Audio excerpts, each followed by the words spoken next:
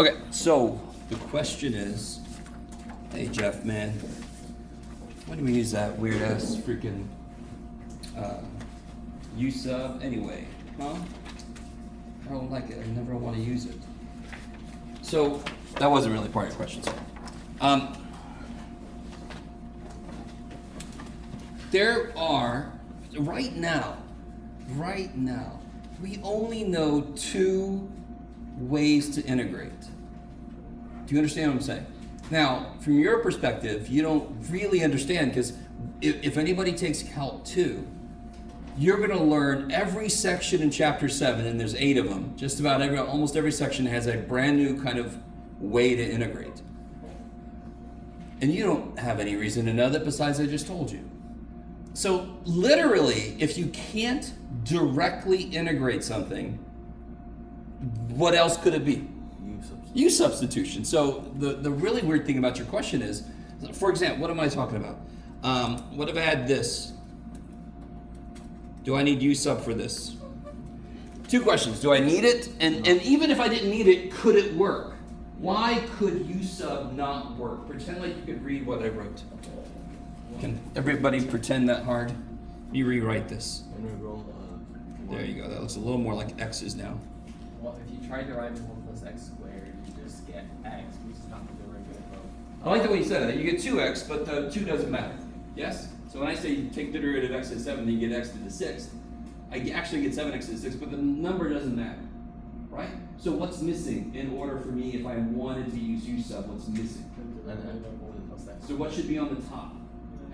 X. What could be on the top and still work? 7x would work, because I would just take the 7 out of the way and then make a 2 show up. Are you guys all with me? So this one is not U sub. It doesn't have to be. Even before I consider what do I need for this to be U sub, what the shit is this? Is this one I could just do? Anybody? Yes. It's architect. Yeah, there you go. So either the dumb thing, okay, there's actually a few different categories. I'll break it down a little more. Either it's an integral we can just do, right? Or it's an integral I can simplify and then just do, or it's U sub. In fact, here, I'll do a couple things. So this will just be arctangent or inverse tangent. So what about this one then? What you got, Jeff? Ooh. No, let's not do that yet. So if I had this, of course, what method would it be? U sub.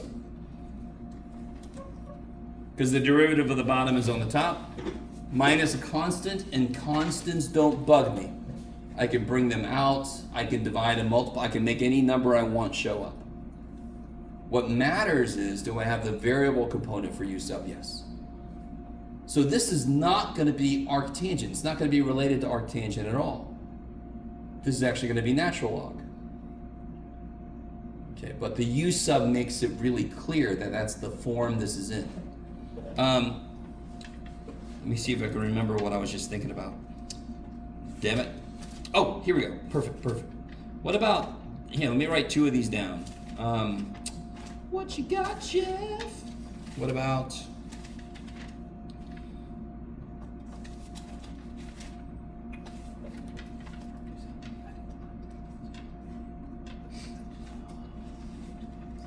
Ba-ba-bum-bum. Ooh, shit, you gonna do this in your head real quick, Jeff? Really? Fusion Galosian. I'm not gonna try to do that in my head. Yeah. Minus 17x minus 6. There we go. Alright, those 2 are very interesting.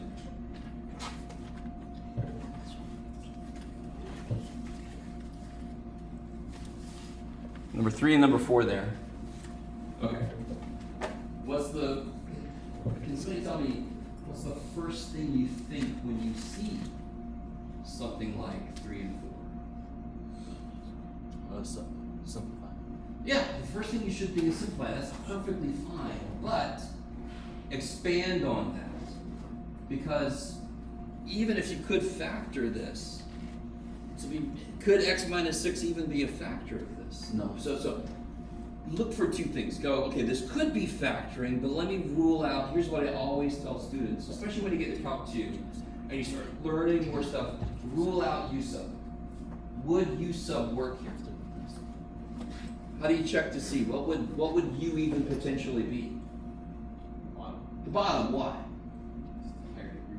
Yes, a higher degree. So its derivative might become the top, or it might become a multiple of the top. And what's the derivative of the bottom? Damn it, Jeff. X in third. Hold on. Or not. There you go. All right. No. I'll give myself some leeway. So what's the derivative of the bottom now? 6x minus 36. And is that a multiple of the top? Yes. Okay. So don't start factoring the bottom automatically. I understand if you do. In fact, if this was really the problem, you'll notice very quickly that you can't factor this. And then you don't freak out. You're like, oh, there's a function in there who's 1 degree away from another one. Do you see how that could be U sub? Because when I take a derivative of a polynomial, it goes down 1 degree. So could it be that there's somebody in here who's the derivative of the other dude? Yeah, because they're off by 1 degree. So this would be U sub. Why would U sub not work here? If you take the derivative, you got 6x. minus 17. Which is not that. So if you rule out U sub, then you go, okay, it's not U sub, so it must be simplify. Yes? And then you try to simplify. So are you guys with me? Okay. So I really like, this is a perfect question to ask. And this is the question that if nobody asks this, I get concerned. Because if I was a student in this class right now, I'd go, how this shit, okay, you taught us this U sub thing. When do I use it? Huh? And I tried to tell you, but I get it. You want more examples. This is tricky. Can we just do number 3? Sorry? Can we do number 2? Yeah, sure. We'll do both. So what's U going to be in number 3? U is the bottom. What's du? 6x minus 36. Right? Now how is that? That's almost the top. What am I missing? Well, it's multiplied by a factor of 6. Yes, so if I just do a 1/6 on the outside, I'm allowed to do a 6 times on the inside. You guys see that? What did I just multiply the integral by? 1. 6 over 6. What are you allowed to do that to? Anything in the universe. Anything. Right? Sometimes it's useful. But you could do it any damn time you wanted to. So can I find this now? Yeah. Yes. Right there. Yes? So what do I replace all that with? du. Yeah, so that all becomes du. I have a 1 up top because I took everything there to make du, so there's a factor of 1 up top. Is everybody cool with that? Yeah. Everything has a factor of 1, so if I make the whole thing go away, then there's a 1 left. Yes? On the exam, if we do all that, but we don't put the 1 up top, we just put du instead. That's fine. Oh, okay. Yeah, I personally just like keeping these as bookends. The du could be put up top. In fact, you'll see that in some of the problems where they put the d whatever on the top. For me, it's just a personal preference to always keep it as this is the function I'm looking at. This is the variable I'm treating as the variable, right? What goes on the bottom now? U. Me. And then that's easy as shit. Right? Maybe? No? That's the answer. No. I mean, that's the problem. We finally uncovered the problem. How do I integrate 1 over u? Oh, Natural log. And then, is that my answer? Do I circle that? No. No. Of course you do not. The problem asks the question about x. If I deliver an answer about u, that's not good. I'm going to get fired. End of job. So, of course, how do I write this as the answer? X. No. What is u? 3x squared. There.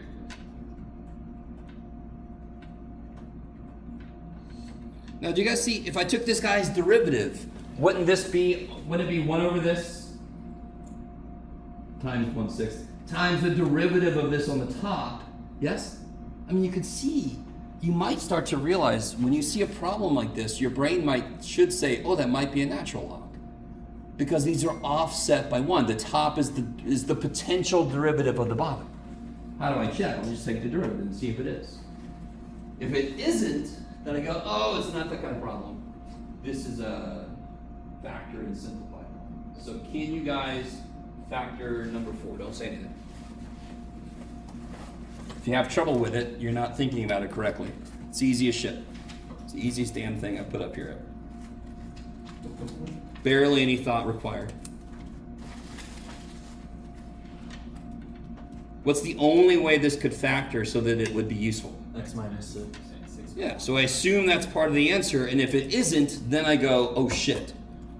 Then I have nothing I could do. So if that's an X, what's this gotta be? 3. 3? X. X. And if that's a negative 6, what's this gotta be? That's been Plus 1. Good. Now let's check. Minus 18 plus 1 is minus 17. Oh, good. I don't know if you guys really see what I'm saying. If it's going to factor, it's got to be a useful factorization, or else I'm not even going to factor. So I assume it is the useful one. And then I write what has to be there if it is. And then I check, is that right? If it wasn't, I go back and try something else. Maybe it is a U sub. Maybe I looked at it wrong. I guess if you don't like any of that shit, just do 3 times negative 6, negative 18, find factors of that to make negative 17. Well, do the whole long ass thing. I'm just trying to show you. I have a hint. Why not use it? So it is possible this could have been wrong. I would have found out when I tried to get the middle term, and then I would have went back and went, oh, maybe it's a use of. Maybe old man Jeff wrote the wrong problem down. Yes. So, but what was the trick on how you found the 3x plus 1? Like, when you guess, what were you looking like? How did you guess? I know in order for the factorization to be useful, x minus 6 has to be a factor. X times what is 3x squared? 3x. Negative 6 times what is negative 6? Yeah, that's it. That's it. And then you check to make sure you get the middle term, because you already got the first and the last term. Are you guys seeing that? You have gone through enough math to start looking at things a little differently. When I have a hint, I'm going to use the damn hint. Now, if you don't like what I just did, you never have to do it. Some teachers never show anybody what I just did. That's fine. You don't have to. You can just do 3 times negative 6 and do the whole long ass grouping thing. It's up to you. Now, what happens next? Cancel. They cancel. What's left inside? 1 over 3x. Yes, 1 over 3x plus 1 is on the bottom. So what's the answer? Natural log 3x plus 1. Top of the bow. I always get somebody who gets here, and then they try to do shit. No. What is the original problem this equal to? This. Yes? So whatever the answer is to this integral is the answer to that integral, because they're the same. I don't have to, oh, I better bring it back. No, he died. He's dead. Gonna be dead. Yes? Okay. No picture of him with today's paper. Okay. Just want to see if anyone's paying attention. Is that okay for... This is probably one of the best little examples of a problem I have to simplify versus a problem where U sub works. Wouldn't that integral be 1/3? Oh yeah, I'm sorry. I forgot. I got so wrapped up I forgot to take care of that guy. 1/3 because the chain rule would have a 3 and I gotta kill it. Yeah. Okay. Let me think. Is there something normally... I mean, your traditional U sub stuff is just so in your face that I'm hoping you guys pick up on it. Like, for example, if I had something like this, I mean, that's just screaming what? U sub. It's just screaming U sub. Is there a function who's stuck somewhere? Yeah. Is its derivative in there maybe absent a constant? Yeah. That's what you're looking for primarily, yes? Is there a function who's stuck somewhere? Is there a function that would require chain rule if I was doing a derivative? Because what is U sub trying to undo, it's trying to undo chain rule. That's what it's doing. U sub's purpose is to undo chain. What's an antiderivative's purpose? To undo a derivative. So whatever derivative rules we have, integrals will try to undo them. So then the U on this would be x squared. Yeah, u is x squared plus 2, because its derivative is something x. Happens to be 2x. All that matters is part of it is x, because what do I have outside? X. So if that wasn't there, what would I do? Huh? If that wasn't there, Then you would for the cry. people at home, if this wasn't there, say what you said? You would cry. Good, you would cry. And I'm sorry. The only way I would put that on a test is if I said something like, why can't we do this? If that x isn't there, it is impossible for us to integrate this. Impossible. We could not do this, huh? Why even?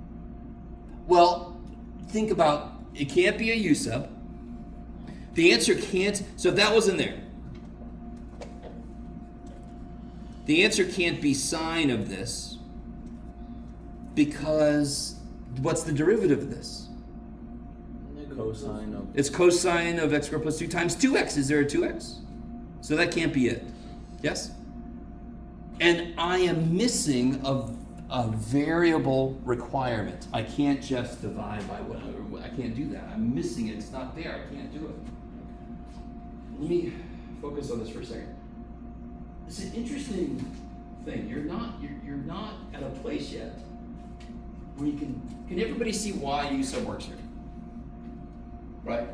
There's a second degree and a first degree. So one is obviously the derivative of the other one, potentially. Yes, and it is. This one is not a direct integration because this would require chain rule. I don't know the function whose derivative is this. So I can't just do that. That's not true. Let me make sure everybody understands. No.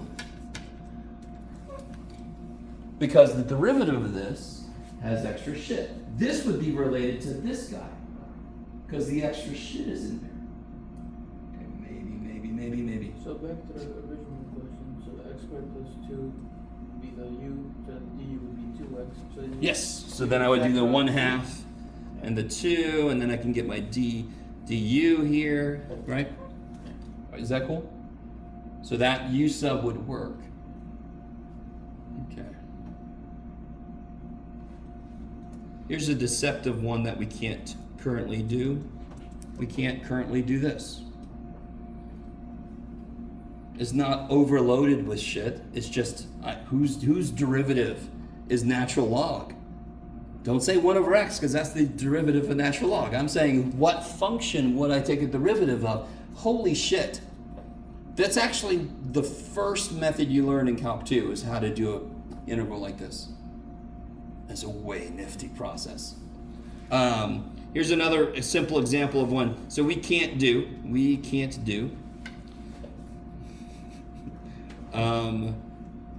What was I just about to do? Oh yeah, that's right. What about this guy?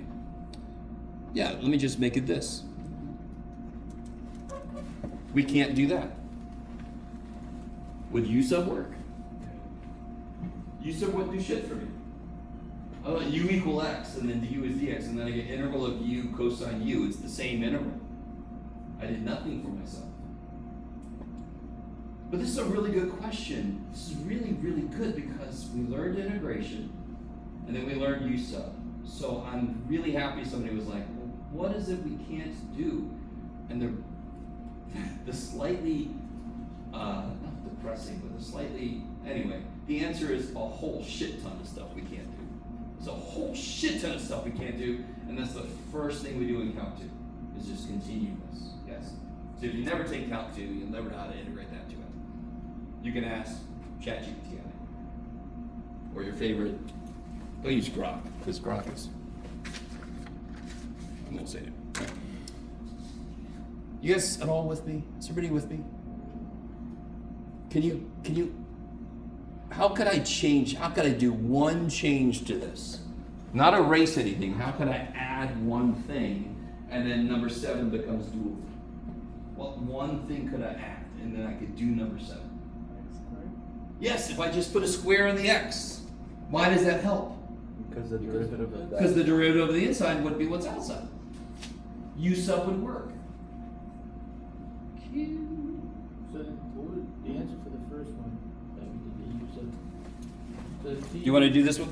Yeah. Let me write that again. So we got. Let me write it the way it was. So what's u? X squared plus 2. X squared plus 2. What's du? 2x So close. plus c. No, I'm not integrating. 2x. Dx, there we go. So instead of putting the dx under the du, we just put it over there, yes? So then now you replace the So what do I need here? a 2. A 2. How do I get a 2 to show up there? Factor out 1 half. We just write it there, Jeff. But at the same time, if I do this, It gives you structure. yeah. So what's this here? Du? I have a 1/2 integral. And what's this? Cosine of u. Now you forget where you came from for the moment. Yes? And here you got this stupid integral. Look at him. Integral cosine u du. What's the integral cosine? Sine. Raman, say it. Say it, Raman. Oh. Say it. Say it. Plus u. Yeah. And then why is this not the right answer yet?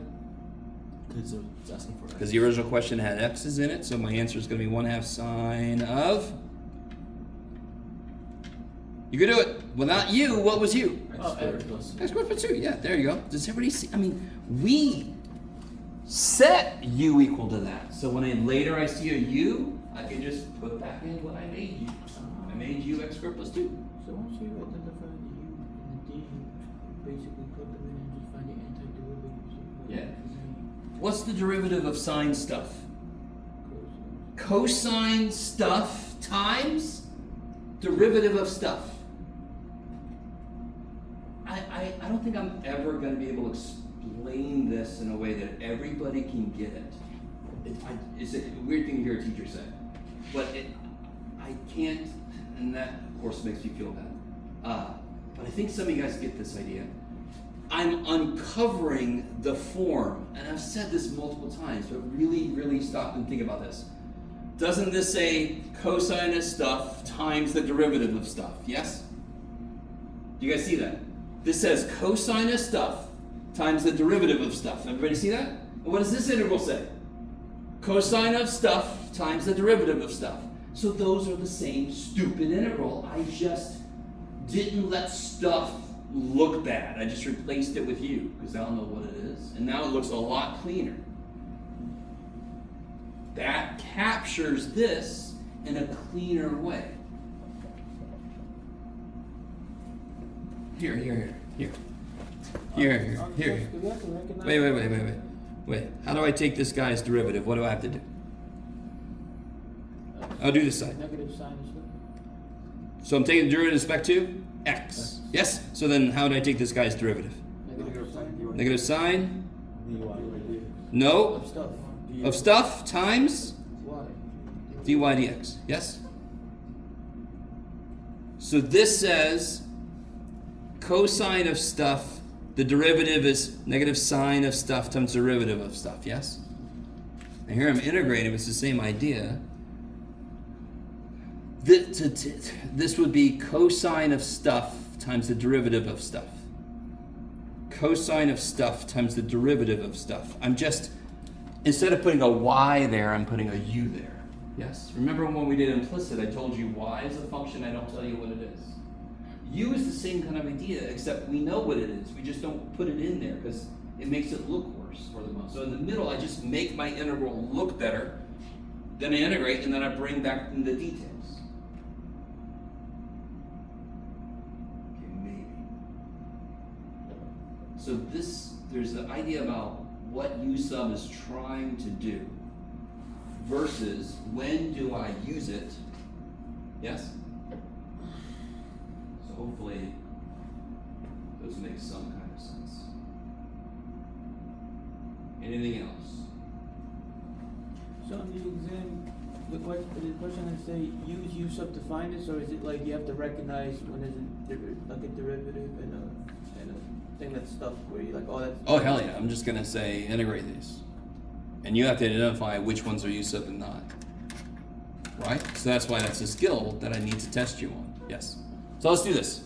Today's going to be primarily review once we get through the last stuff in chapter 6. Let's get the last stuff in chapter 6 done. We'll do some examples of that, and then we'll open it up to whatever you guys want to talk about. I've got the practice test answer key. Okay. What's the finals answer key? Or? I don't have that yet, dude. I'll have that on Wednesday. So let me come back to these. Does everybody have these two handouts? Yeah. Anybody need these handouts? Oh, Corbin. Everybody else is good? Oh.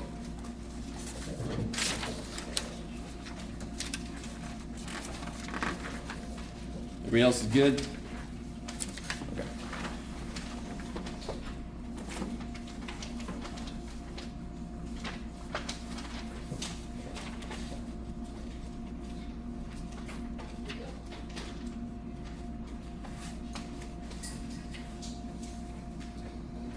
So let me do this. Let me talk about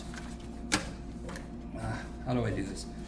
Well, if you missed lecture, you obviously watched the video. That's why I put them up there. So I'm going to continue going. The really nice thing about shells. Can somebody remind me if this is the region I'm rotating and I'm rotating around that axis? Why did I put this here for disks? What is it about disks? How is the integral always set up for disks? Change with X. Good. Change with X. How do I determine what letter goes here? Oh, what you're rotating. Yeah, what I'm rotating around. If it's parallel to the y-axis or it's the y-axis, I do dy. If it's parallel to the x or it's the x-axis, I do dx. So if I'm doing disks for this problem and I'm rotating around the y-axis, this would have to be dy. Let me really show you why that would be true. If I want to use disks and I'm rotating it here, this would be the center of my circle, yes? And then I go out and I go out to find my radii, yes? What axis do I move up and down to find the centers of my disks? The Y? The y-axis. So I need you to get this. I have a disk here, yes? One disk, the inner disk and the outer disk. I have an inner disk and an outer disk. I have an inner disk and an outer, all the way up, yes? So I would scan the y-axis to add those areas together. That is why disk method, whatever I'm rotating around, becomes the center. And that means that's what I move on to find my disks. And that's why this has to be d that. Does that make any sense? Whatever I'm rotating around, does everybody agree that becomes the center? Mm-hmm. You with me? So if I'm rotating around the y-axis, this is the center. So there would be a disk here. There would be a disk here, yes? So how do I find my disks? I move up and down the y-axis. So how do I add up all my disks? I add up along the y-axis because that's how I find them. Okay, so if I integrated on the x-axis, it would be the other way around. And we've done problems like that. So disks would require me to have integral dy. So when I have a problem that says find the volume of something rotated, the very first thing I do is what would disks need? Integral d blank. And then I do this. What kind of function would I have to put in here then? It's got to be a function of y.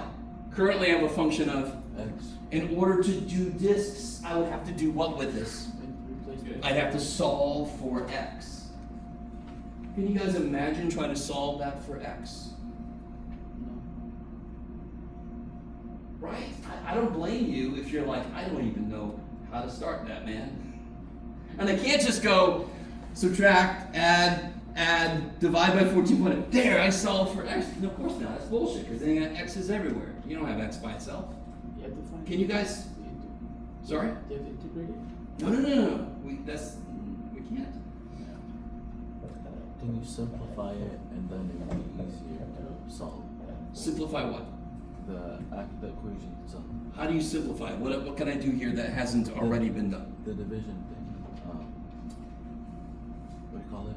Synthetic? Yes. Can you not synthetic divide that? Okay.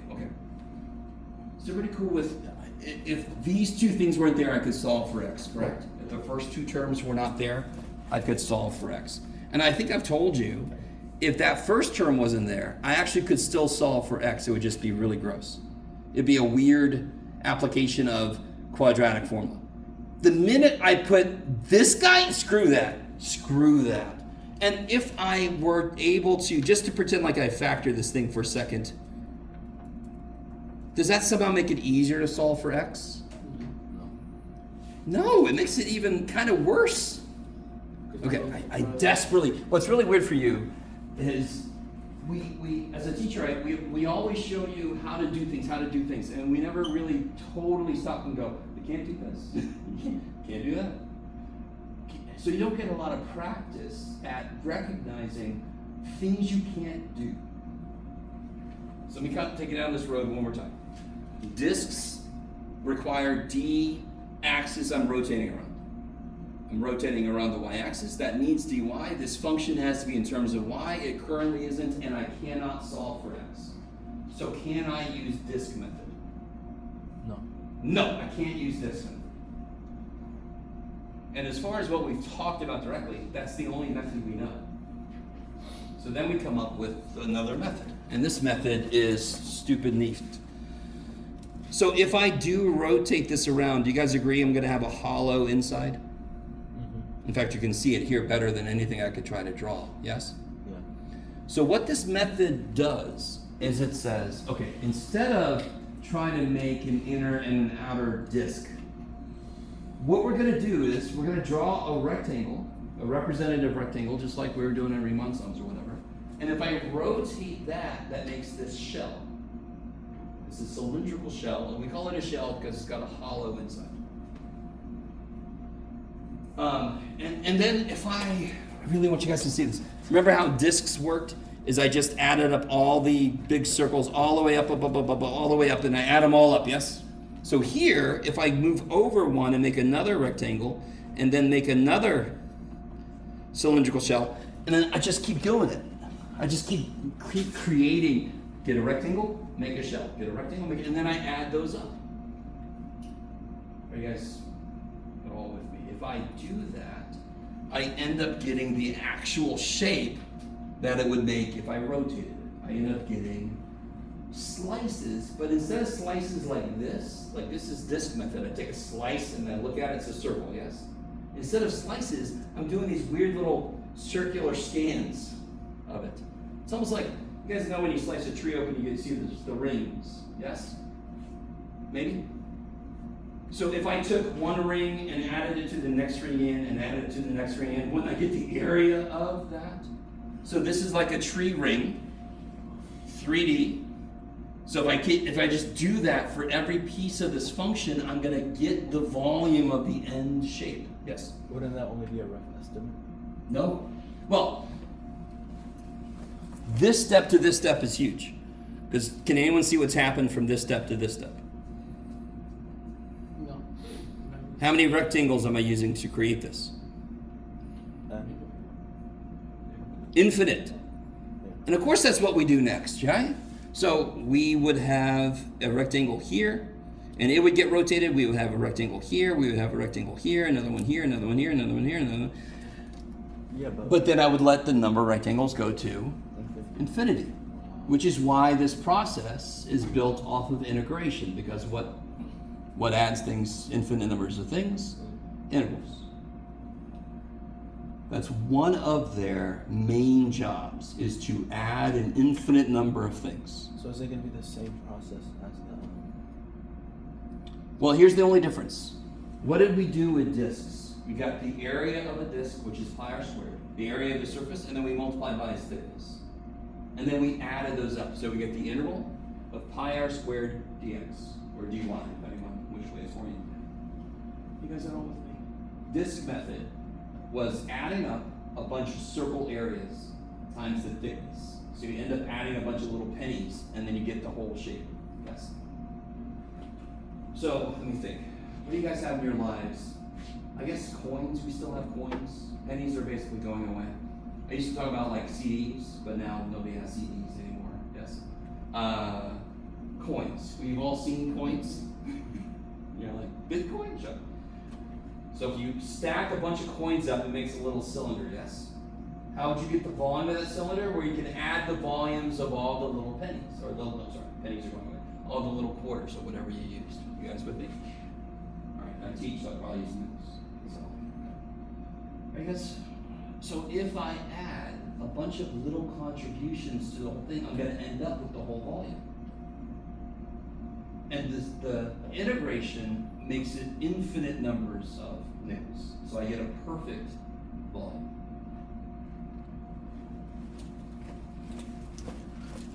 So, here's the idea. How do I find a rectangle? Like, let me see if you guys are with me. I'm rotating around the y-axis, correct? That's what this wants me to do. It wants me to rotate around the y-axis.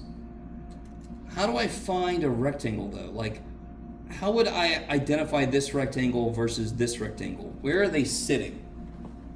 What axis are they sitting on? X-axis. X-axis. So what you say, like the first rectangle as at some x coordinate, like you took the midpoint of it, you say it's at x equal whatever, and then the next one is x equal whatever, and the next one, yes?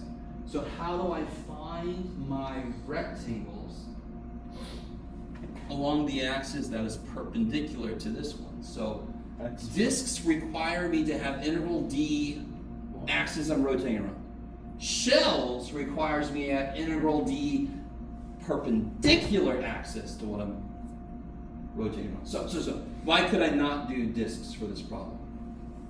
Can't get it. Because the rectangle. It needs it in terms of y, and I can't get it in terms of y. What would shells need? It needs it in terms of x, because that's how I find each rectangle, take its contribution, go to the next one, take its contribution, go to the next one. So I want to do that for every value of x, which is why it becomes dx. It's the infinite rectangles. Stop for a minute. So you plug those x's in. No, let's get there.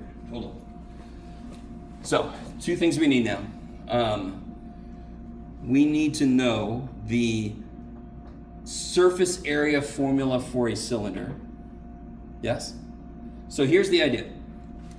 If I have a cylinder, a cylindrical shell, whee, for me this is really good. So it's got a hollow inside, yes? So there's a hole at the bottom. You guys with me? For me, that's amazing. That's absolutely stunning. I should have hanged it on my fridge. I need to figure out the surface area of this.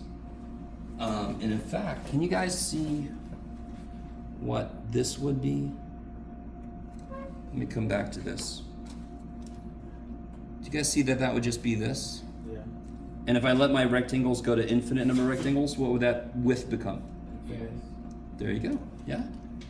So this will eventually become, I'm just going to put dx here, even though this is not infinite rectangles yet, but hard to draw an infinitesimally small rectangle. If I can get the surface area of that and multiply it by dx, I get the volume of this thing. Same way, we took the area of the circle and multiplied by its thickness, right? How do I do that? You use the volume of the cylinder. No, I want the surface area. Yes. So here we go. You ready? Can you guys all envision a soup can? So like a label on it? You know what I'm talking about? Can you guys see it in your head? Could be Campbell's, could be Progresso, I don't give a shit. You guys see the soup can? Could you cut the label straight down and then open it? what shape would you make if you took and you cut the label straight down and then you took it off and you unwrap it and you opened it? What shape? Rectangle. You would make a rectangle. Watch this. You ready? Y'all agree with me? This is a rectangle. Yeah. Good. If I do this, what is it now? Circle. More generally, it's 3D. Cylinder. It's a cylinder. In fact, if I had any, it has thickness, yes. So it's a cylindrical shell.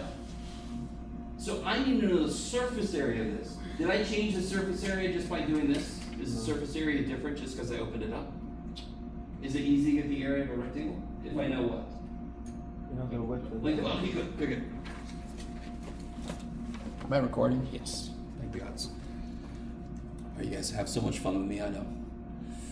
We're gonna make it. So if I slice this thing, just take a big old knife, just slice. And then I open it, yes? What is it I'm thinking about? I can't remember. Something. It's got a little bit of thickness to it, yes? So I open it and it becomes this. It becomes like this. With a little bit of thickness to it. Yes? And this is, of course, this is dx. Yes? Can you guys see that? If I just folded this back, it would become this again? Can you guys see that? Yeah. Alright.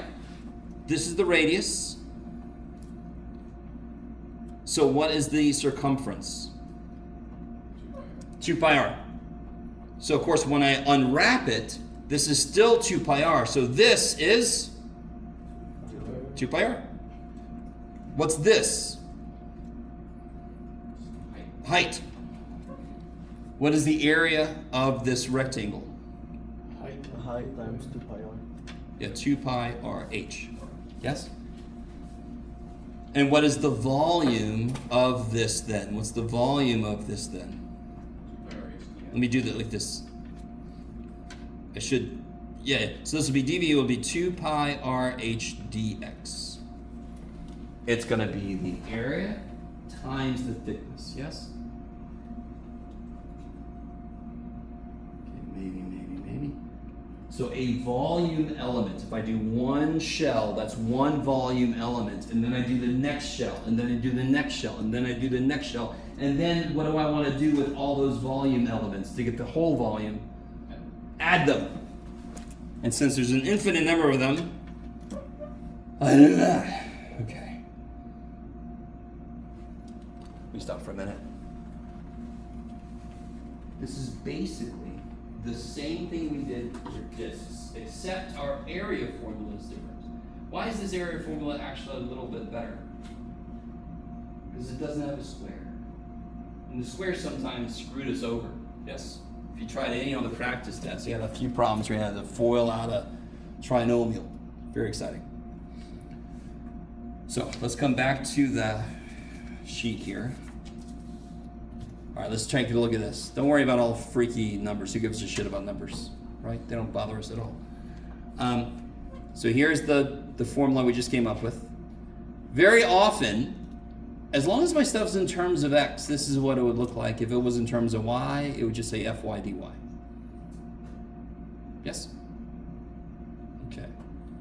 And why is my, why did I put, let's identify this. Can everybody, here, can you guys pick anywhere you want to in here, bless you, and draw like a representative rectangle?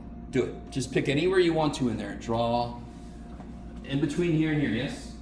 Draw in a representative rectangle, wherever you want. I think most of us will probably end up in the middle somewhere. I'm gonna put mine right here, just because. Yes? And don't worry, I did like a midpoint, who gives a shit? Because we're gonna make an infinite number of them, it doesn't matter if we use midpoint, left endpoint, right endpoint, they all become the same thing. Does anybody put theirs? You could have one over there a little taller than me. You guys with me? Has everybody done that? Can everybody identify what am I rotating around in this problem? Y-axis. So just visually for myself, I'm going to put a little symbol like that on the y-axis, just so I always know where my center is. One thing I need to know is the radius. How do I always get the radius? I don't care what method I'm using. How do I always get the radius? Start at the Middle. start at the center. X is the rotation. Start at the center And then go to the. and go out. In this case, I'm going to go out until I hit my rectangle. Now, where is my rectangle? Where's your rectangle? All of our rectangles are at the exact same place. The x-axis. Where? 2 plus. No. XI. How would you identify an arbitrary location on this axis? X. Yes. So where is my rectangle? Where's your rectangle? At X. But wouldn't it be 2 plus X? Not at all. What's the value of X here? 3. How far away is that from this? 3. Do you guys see that? Is the axis offset from the X or Y axis, or is it one of those two? It's the Y axis, correct? So I'm not going to have something plus something. I'm not offset. So here's what I'm trying to say. How would I label this rectangle? X, yes? That's how I would label it. Because it could be here. It's just some X value between 2 and 4. So how far is this from the center? X. X. It's X away from the center. That's what the X tells me. How far is 3 away from 0? 3. So how far is some arbitrary X position away from 0? X. When it would be X plus 2 if my axis of rotation was Y equals negative 2. Then it would be X plus 2 because now I've moved my middle a bit. Maybe. So it'd be 2 pi times x. All right, wait. So now we know R is X. What's the height? H. That's so good. But what is it? What is it exactly? The function. The height is the function. And that's why I put this here. This is generally what it's going to be, unless my axis is offset or I'm rotating around the x-axis instead. This would be a bunch of y's. And then there's one other thing that could happen that we're going to do an example of here in a bit. So help me out. Discs would need dy. I can't get it in terms of y. Screw discs. We go to shells. So I already know shells needs dx. Whatever one needs, the other one's the opposite. That's why whatever one can't do, the other one has a good chance to be able to do. 2 pi. What can I do with 2 pi always? Bring it out. So I always get it out the way. Put it out front. And then x, and then f of x. Oh, you didn't put enough room, Jeff. Yay, Jeff. 5x squared plus 14.9x minus 11. Okay. Now, some students get freaked out about the numbers. Who gives any shit at all about the numbers? We don't give a shit about the numbers. You kidding me? How do I integrate this? What do I have to do first? Is everybody with me? So I put the 2 pi on the outside. Oh, what's the limits? My fault. B and What are they specifically for this problem? 2 and 4. A. Because I'm looking at what x is doing, yes? And what is x doing? Going from 2 to 4. So what do I have to do before I can integrate? Simplify. And how do I simplify? Distribute the x, yeah, okay. So I get 2 pi, 2 to 4, 0.52 x to the 4th minus 5x cubed. Everybody just picks up one more x.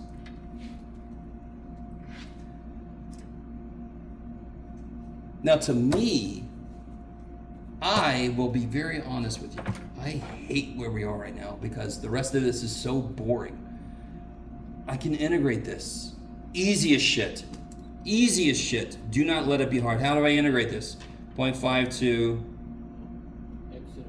x to the 5th over 5 minus 5 x to the 4th over 4 plus 14.9 x to the 3rd over 3 minus 11 x to the 2nd minus 2. evaluated from 2 and 4.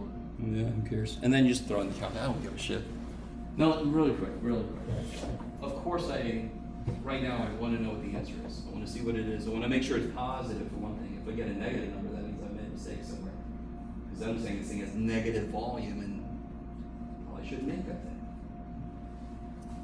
Do you understand what I mean when I say I hate this step? Because the interesting stuff is done.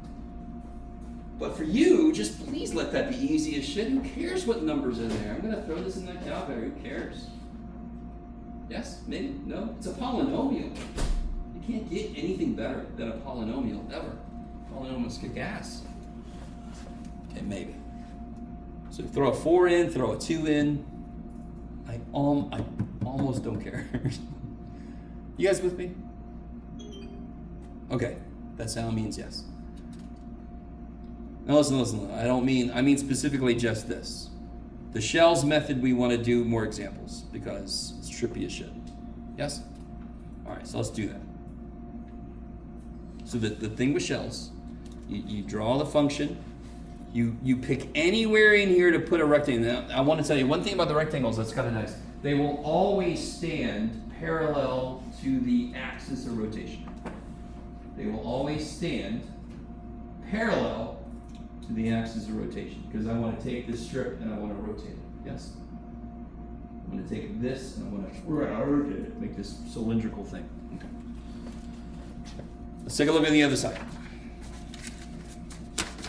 Can we try? I want to first, can you guys scan through the problems on this side? And can anyone identify any that would require shells?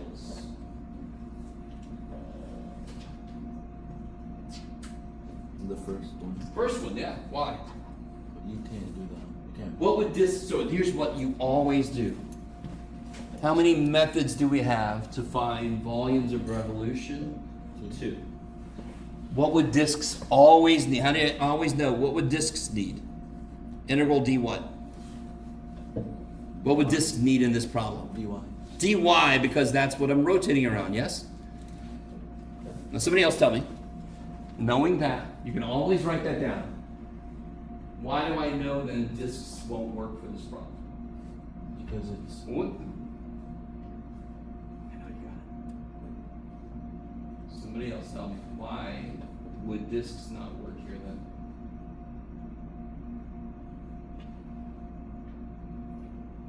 You tell me, Jeff. It's your method. No, it's not my method. It's all of our method. What does this need? Integral d what? So what kind of function does it need inside? A function of? What do we currently have? A function of? Does anybody know what I mean when I say a function of?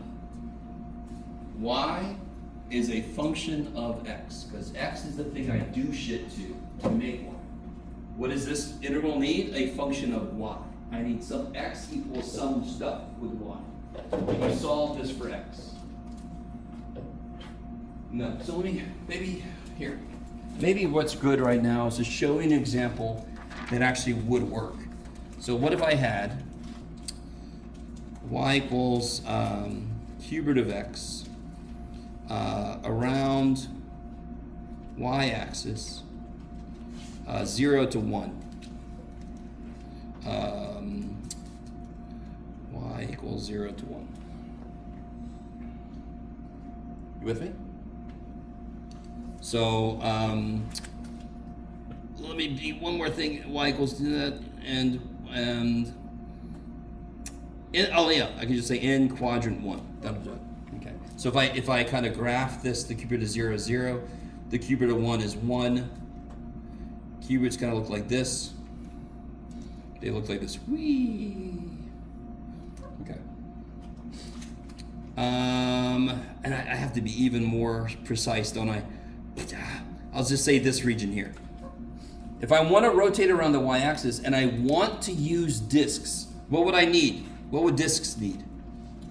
Integral d y. So I would need a function y. Can you solve this for x? How do I get x by? How do I solve this for x? What would I do? Cube both sides. X equals y cubed. So I could use that. I could use that then. Do you guys see that? I could use it. Because I could write the function I'm working with in terms of the variable I got to integrate this back to. I can write it in terms of y. Okay, good. Because I think I did show you one example of this before. Here's an example of something that you could actually still do this for, because I can solve for the other variable. I can make y be this thing that has stuff happening to it. That's what this integral would need. If I didn't want to do that, I could try shells instead. So there are several problems that actually work either way. Shells or disks would work. So if you could solve for y, you could use this, but if you can't. Yeah, solve if for I y, could you put it in use terms this. of y or x, potentially either one works. Okay. Now what might happen is you might have one that when you set the interval up, it's impossible to do the interval because we don't know enough stuff yet. And then the other way, maybe it's integral and we can do. And then you do it the way you can do it. Yeah. Okay. So coming back to this, disks would need this. I cannot solve this for x, so I could put a function of y in here, so screw disks. If I am you and I see a problem that says, find the volume obtained by rotating this whole thing around it, I'm like, oh shit, okay, what would disks need? Can I give it what it needs? If yes, try disks. If no, screw disks, do shells. So you could always use cylinders as a replacement for the, like even, what if you could I do want to be this really careful the as way I answer cylinders? this because there are some problems that would be beyond us currently, right? But in general, if you know enough integration techniques, whenever disks does not work, shells will, What about if this do and work? vice versa. What about if this do work, will shell still work? Say again? If this do work as well, like you could use a disk, but Then you can use also either one, swap like I it just out. said. No, There are okay. some problems that are simple enough functions that they'll work either way. And then you just pick the way that is easier, because why not? The most functions only work one way, or they are almost impossible one way, so I'd rather do the other way. And yes? So most functions have only one of the two methods that work. Yeah. Alright, so ready to see this. So again, I'm trying to give you, if I'm a student and I get a problem and I'm like, what the shit? I want to remember the first step. I obviously want to know the whole thing, but if I could do the first step, that might remind me of the next step. So the first step on this kind of problem, find the volume obtained by rotating this whole thing. What would disks need? Integral D, axis I'm rotating around, yes? If I can get that, I'll do the disk method, and then I can focus all my attention on remembering how to do disks. If I can't do that, I do shells, and then I can focus all of my attention. You guys with me?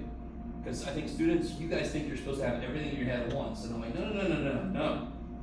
Once you identify you can't do, then you totally think nothing but shells. What do I know about shells? What do I need for this one? Do you have to memorize disk and shell and some of the formula? I know, it's terrible. I'm evil. I told you this first day, right? Yeah. All right. So I definitely want to use shells. So can we? Let me see if you guys are cool with this. Look. Graph it. Graph it. Without your graphing calculator. Graph that. Give me a nice rough sketch of that. That'd be a cute. First quadrant, right? In case you have no idea, does anyone know what you would try to look for first? The degrees, Say again? the highest degree. The x. Okay, good. You can see the end behavior, all this kind of stuff. Yes. What about the x-axis? What do you call it? The intercepts. Intercepts. Yes. So it's a really good idea to try to find the x-intercepts. It's a great idea. And you already know the y-intercept.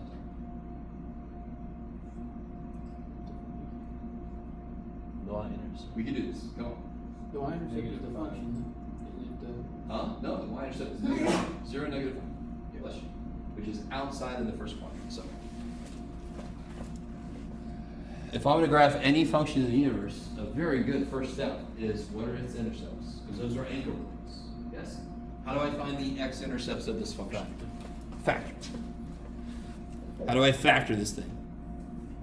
What do you call it? The small, big. What was it called? Definitely Grouping. not. Grouping. Yeah, grouping, yes, sorry. You said big, small, I thought you were saying cubes, but it's not two terms. So grouping, yeah, it comes out of the first two. X squared. In fact, I'll take a negative x squared out, just because I'm that way. And what am I left with? X plus 5. Well, it'll be x minus 5, yes? Okay, do And then what can come out of these? that. X. Nope. Nothing. Just one. Good, there you go. You can always take a 1 out. All right, keep going. What's the next step to factor this? Minus x squared plus 1. And the other one would be x minus 1. Okay, good. Let me rewrite this like this just so I can see it better. How do I factor this guy? Equal to 0. No, how do I factor this guy? X squared equals 1. No, how do I factor this guy? X minus 1 minus x, it's got to be 1 first. So the 1 comes out positive, yes?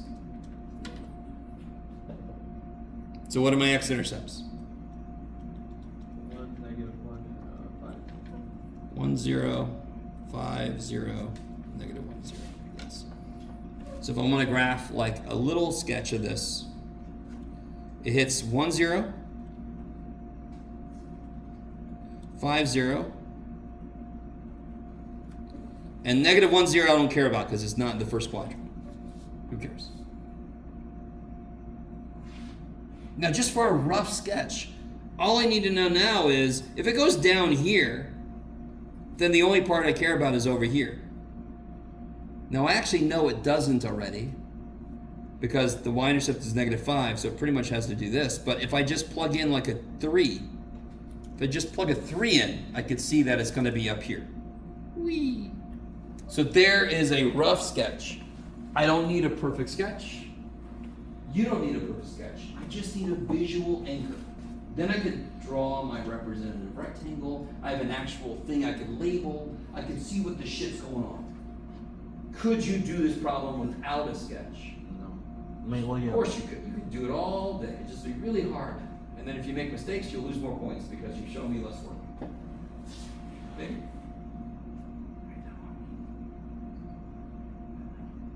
Okay.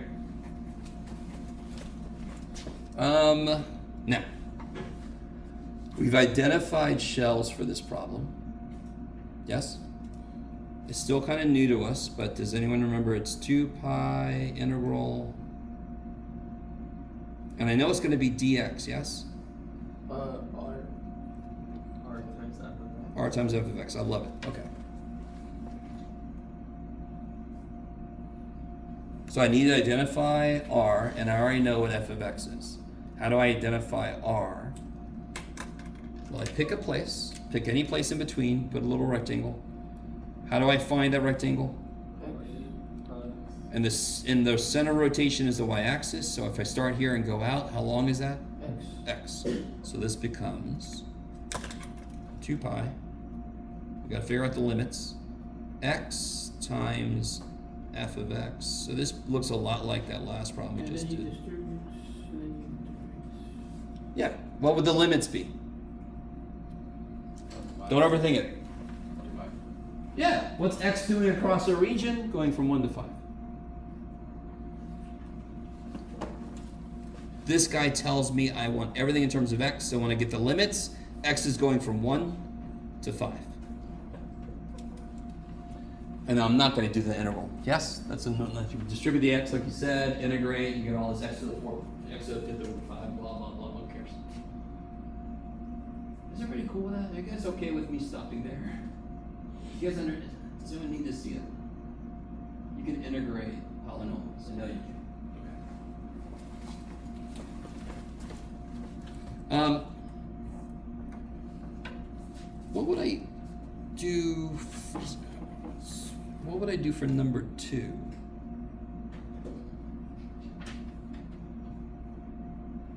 This. Why disk? Because we. What would disk require? Integral d what? Be very careful. I know you see a letter, but what does y equal negative 2 look like? Yes, it's a horizontal line, yes. And that's parallel to the, so what would disks need? Integral d x. And all my stuff is already in terms of, so it feels like I do want to use disks. Especially because if I try to solve for x, I'm going to have plus or minus radicals in there. I don't want to.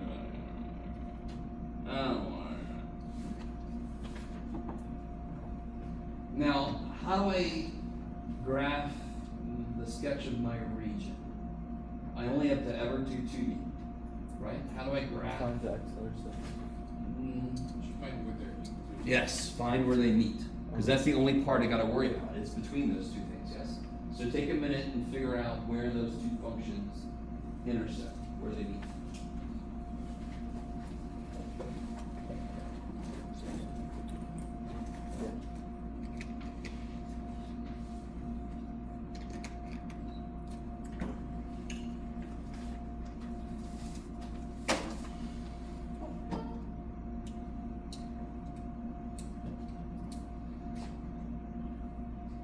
by the way, while you guys are doing that,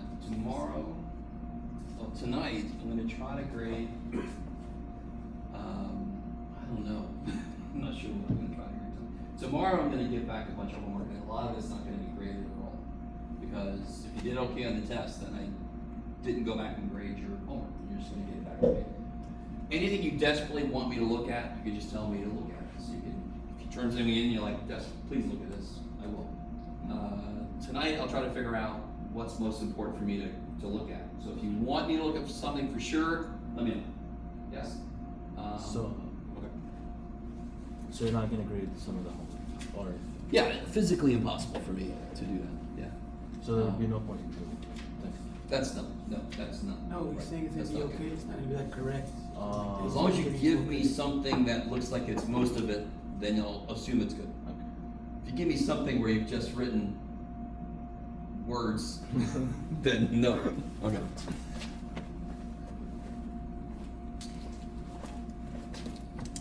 So let's see, if I set these two equal to each other, I'll get 2x squared equals 8, I get x squared equals 4, so that means x is plus or minus 2. So if I want to graph this region, I know they meet at -2 and 2. What's the y-intercepts of each? I'll do F in blue. What's the y-intercept of F? What's the y-intercept of F? Don't overthink it. What's the y-intercept of F? 0, 3, yeah. And what's the y-intercept of G? 11. 11. Okay, so 11, 3. Okay. Oh, let me do this in green.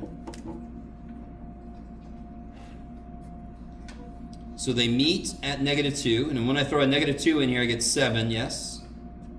Is everybody with me? Mm-hmm. I throw a -2 in there, I also get 7, which of course I do because they meet there. So somewhere in here is 7. And when I throw a 2 in, I also get 7. So I get this, here's this one parabola going like this. Opening down, of course. And here's the other parabola going like this. So you see, bless you, you do see a lot of footballs or, Stewie's head in these problems. You see a lot of bananas too, like I pointed out the other day. I don't know if you guys are really with me. This is what pre-calc is supposed to do to you, is you have to graph them so precisely in pre-calc, everything. You graph every function, that by the time you get to calculus, you should be able to give a rough sketch. You shouldn't, in fact, you're like, oh, thank God, I only need a rough sketch. Look at my scale. Is that scale good? Is my scale good? No, I don't give a shit. As long as I have everybody in the right relative position, because all I need to know is who's on top, who's on the bottom, where do they meet. That's all I need the picture for. So pre-calc was supposed to put you through graphing hell, so when you got here, that kind of thing is like, thank God, I only need a stupid, quick little sketch. It's awesome. Okay, so we identified to use what method? This. Discs. And discs here would need integral d X. dx. So what do I need to identify here? First off, do I have one disc or two? 1. Why? How am I rotating this? Around the No. left. -2x. Y equals -2, yes? So y equals -2. Just overdo it here. So there's gonna be an inner and an outer. Yes, how do I know there's going to be an inner and outer? Because it's not hugging it. Because it's not hugging it. There's a big empty space between my region and the center. So when I rotate this thing around, it's going to end up looking like like a airplane pillow you put around your neck. Because it has a big hollow in the middle, so your head actually has somewhere to go. Rotate this thing around, it's going to have an inner part that's hollow and an outer part. This is what actually contributes to the volume. So how do I find my inner child? No, my inner radius. Start at the, Y-axis. no, Sorry, at The -2. rotation, start at the center. and you go Then until you go hit the up. first one. Yeah, and this is at -2, remember? So I go up till I hit the first, that's the inner radius. How long is that? -2. No, that's X. so not. X squared plus. Yeah, never tell me that something's -2 feet long or something. It's gonna freak me out. X. Is it X squared plus? What is this distance? 2. 0. 2. It's 2, right? Yeah? And what's this distance? Arbitrary. So- No. Is it- What's the point? I mean, Oh, X. Yeah. The blue is this guy, yes? So it's going to be this distance here what's that? is f of x So X squared plus 5. 2. So the inner radius is f of x plus 2. And the same thing's going to happen for the outer radius. What's the outer radius going to be? Start at the center, draw. Negative So now I'm going to X squared take plus g and I'm going to add 2 to it. Yes?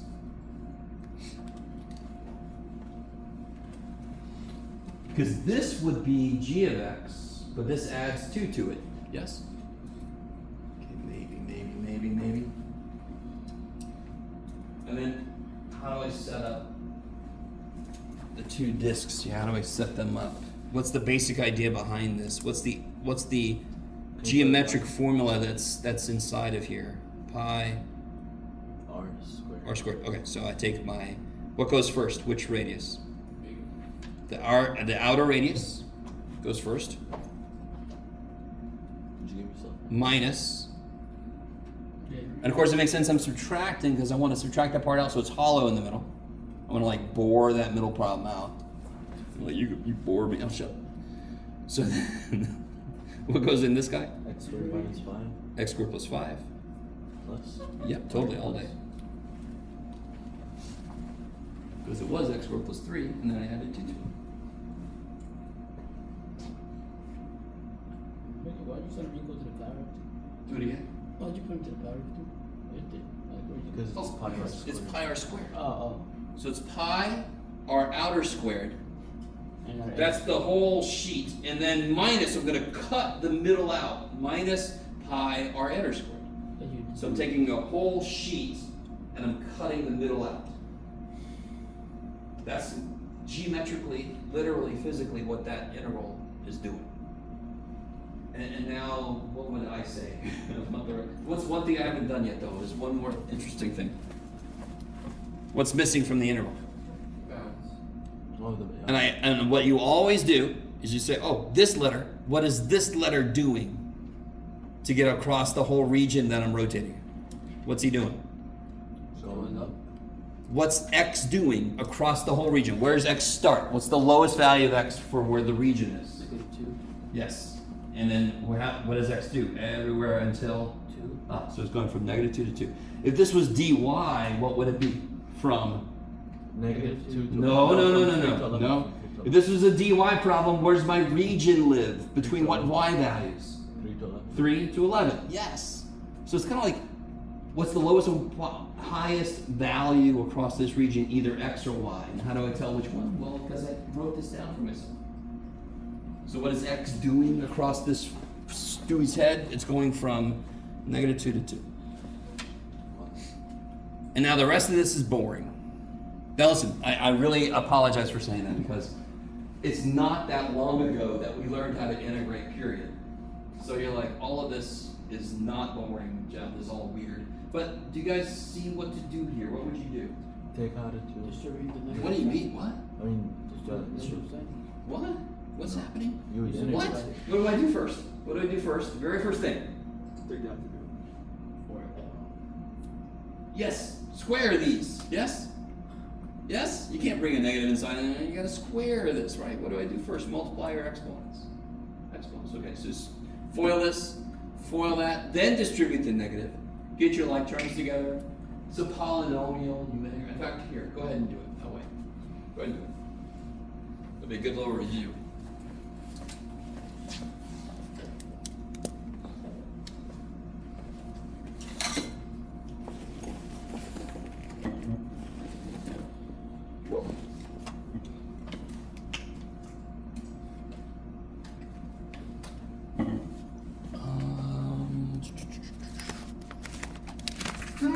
Bless you.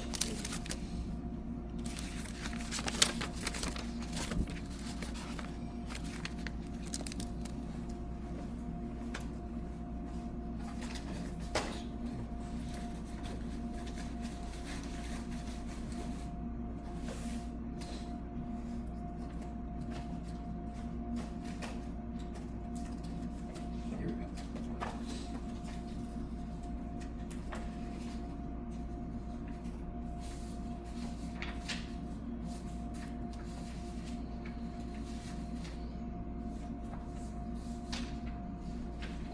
doing that, I think at least two of you need the practice test and the practice final.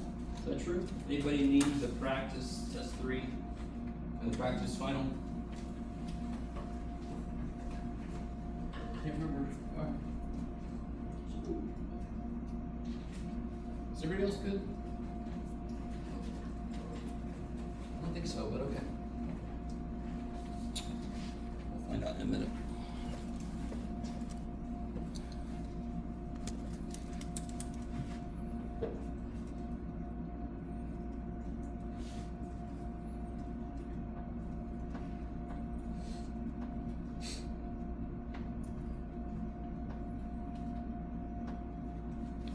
You guys get that? Try to be a 9. Yeah. Then you put your like terms together.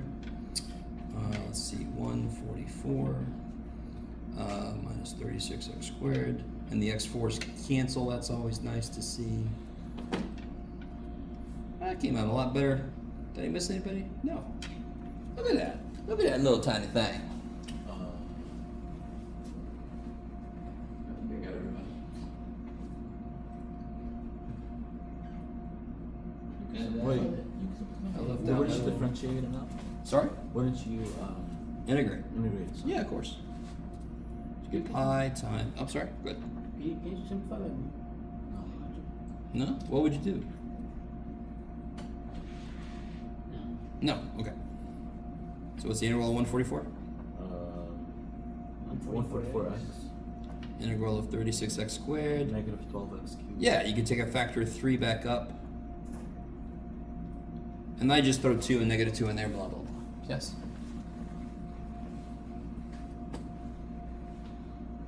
Now, there's one little interesting thing I want to point out that might have come up before. Just in case you notice this. 144x minus 12x cubed is an odd function. Which means, well, here, if I do this, what do I get when I put a 2 in there? Get 288 minus 12 times 8 minus 96, right? Now what do I get when I put a negative 2 in there? Negative 288. Yeah, I get negative 288 plus 96. So then when I do this, I actually get just double this. I don't know if you guys see that. But yeah, okay, so there's a bit of a shortcut kind of hidden in there if it's an odd function, but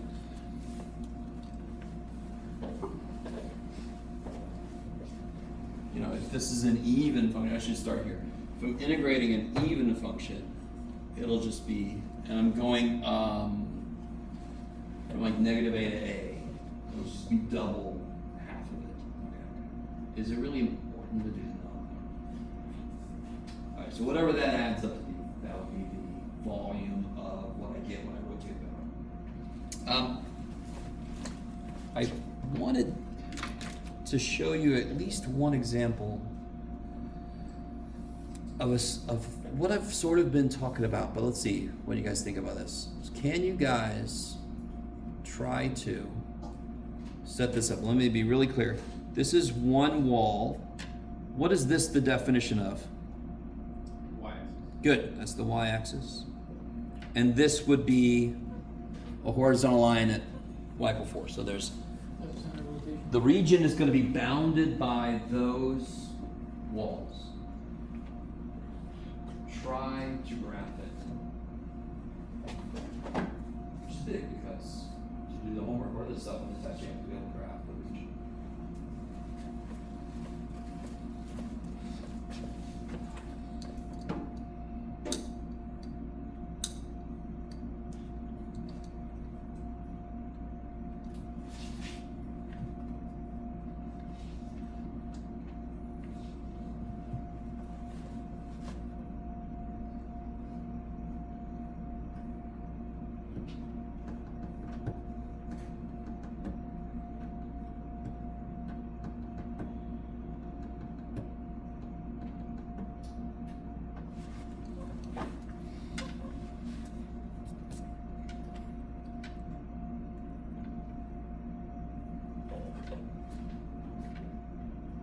So it's the y-axis. axis, and it's y equals 4.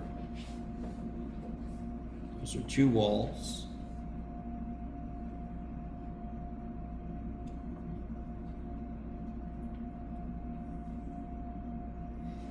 How do I graph this thing?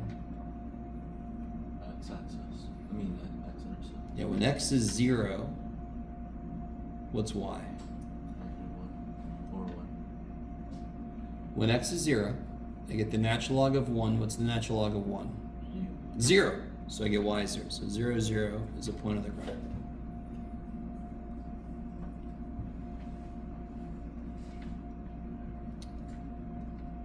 Can somebody, let's see what you guys think about this. Do you guys know what natural log looks like? I should have worn my other shirt today. Yeah, it looks like this, yes. So this has just been shifted back by 1, yes. But it's still going to have this shape to it. So now the only question is, where do I intersect that wall at the top? So I know natural log looks like this. Wah! Yes, very grossly, who cares? So it's going to do like this. So now the question is, where does it hit the wall? At y equals 4, so. At y equals 4, sure. So set it equal to 4 itself. Yes. Now, before we do that, so everybody see, this is definitively the area that I want, because that's the area caught by those walls. Don't shade this shit in, because they didn't say there was a wall here, I said there's a wall here. You guys see that? One big thing is making sure you shade in the right part. I'm rotating this around the y-axis. So if I wanted to use discs, what would it have to be? dy. dy. Now I currently have a function of x. So if I want to use shells, I could use dx.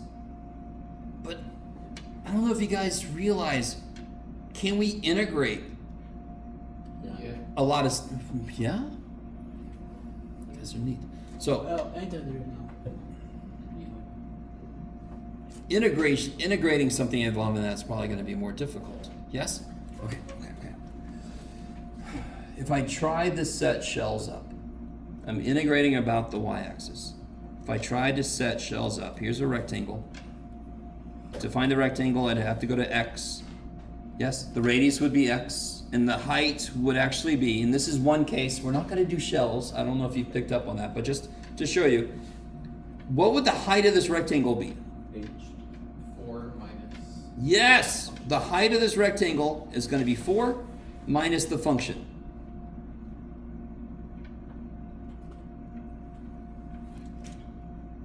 Now I'm going to throw this in for h, and I'm going to throw this in for r, and I'm going to end up with something I cannot integrate.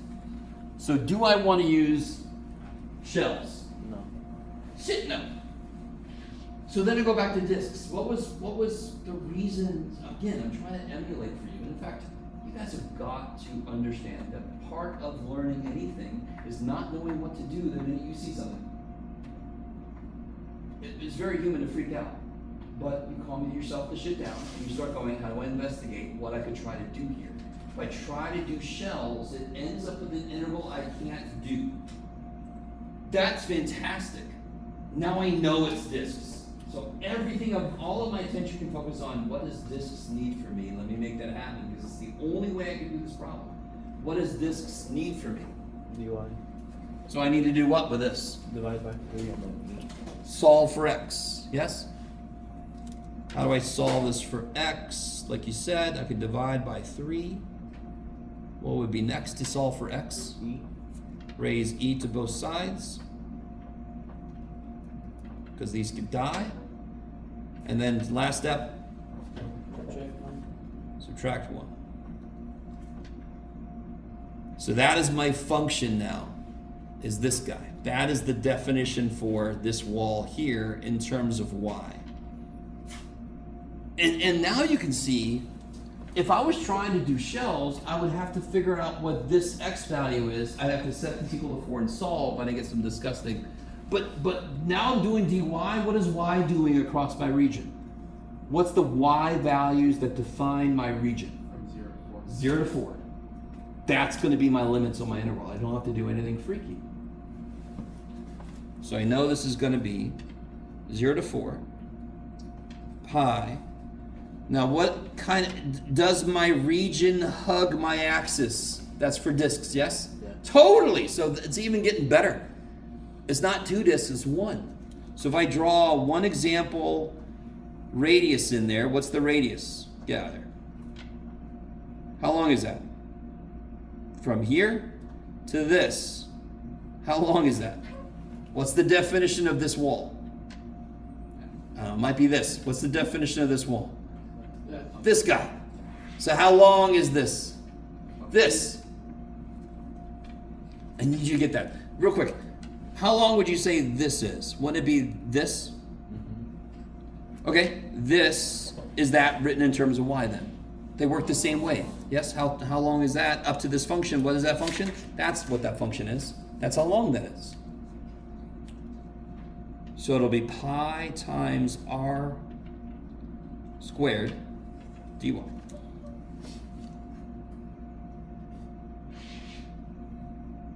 Now believe it or not, that is easy.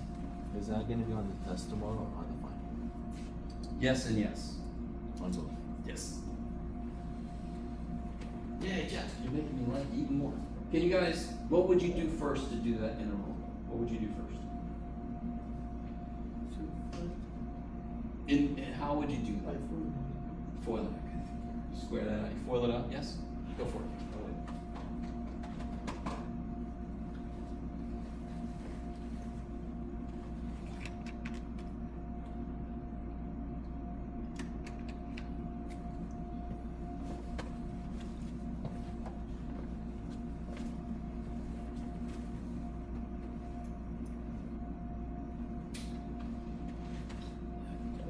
Yeah.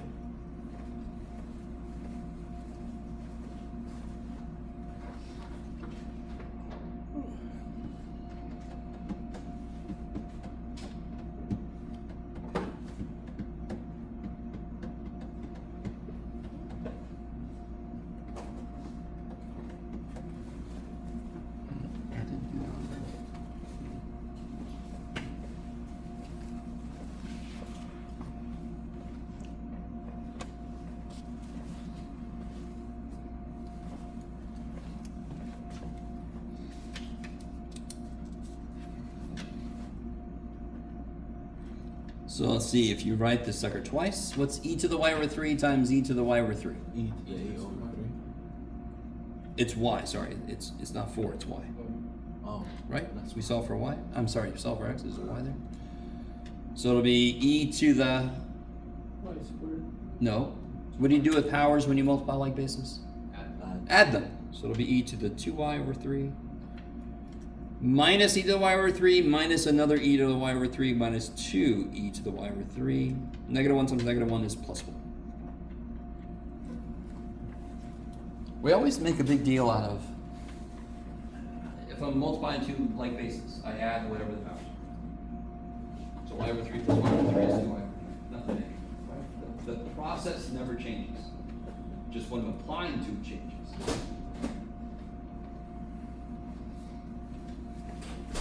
Let me see if you guys are cool with this. How do I integrate e to the 2y over 3? Well, it's going to be itself Plus 1 divided by 3 over 2. yes. So I want to divide by 2/3, which means multiply by 3/2, so that when I take the derivative, this would come down, right? The derivative, this would come down, multiply that, and I get the 1 that's there. Okay. So how do I integrate this guy? 3/4 times 2.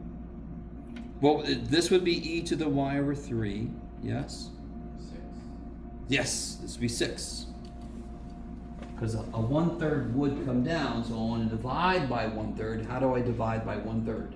I multiply by 3. So 2 times 3 is 6. It's crazy.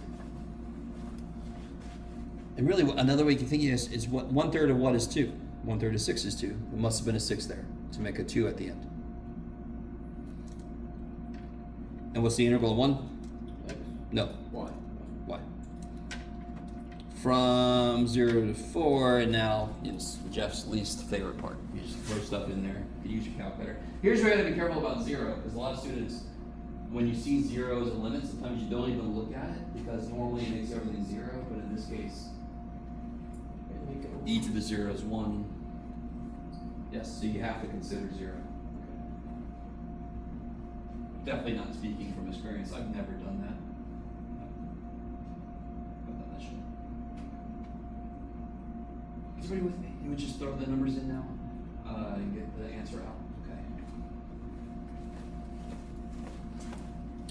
So let's do this. Let's do this.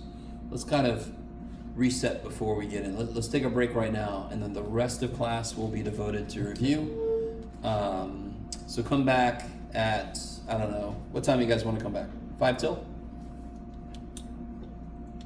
All right, let's come back at 5 till. Yeah. If you have any questions now, just go ahead and ask me. I'll be here for a second. Shells, and then I'll open it up to whatever you guys want to talk about. Let me see if I can't find a decent one.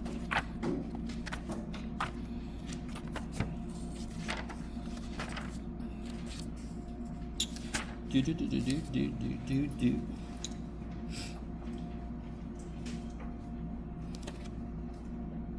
Oh, okay. This might work. Yeah. Okay, this will work. Ooh.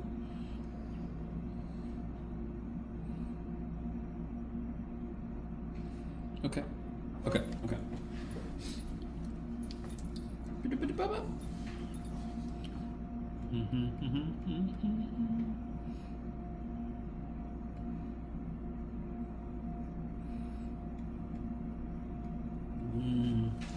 Yeah, okay.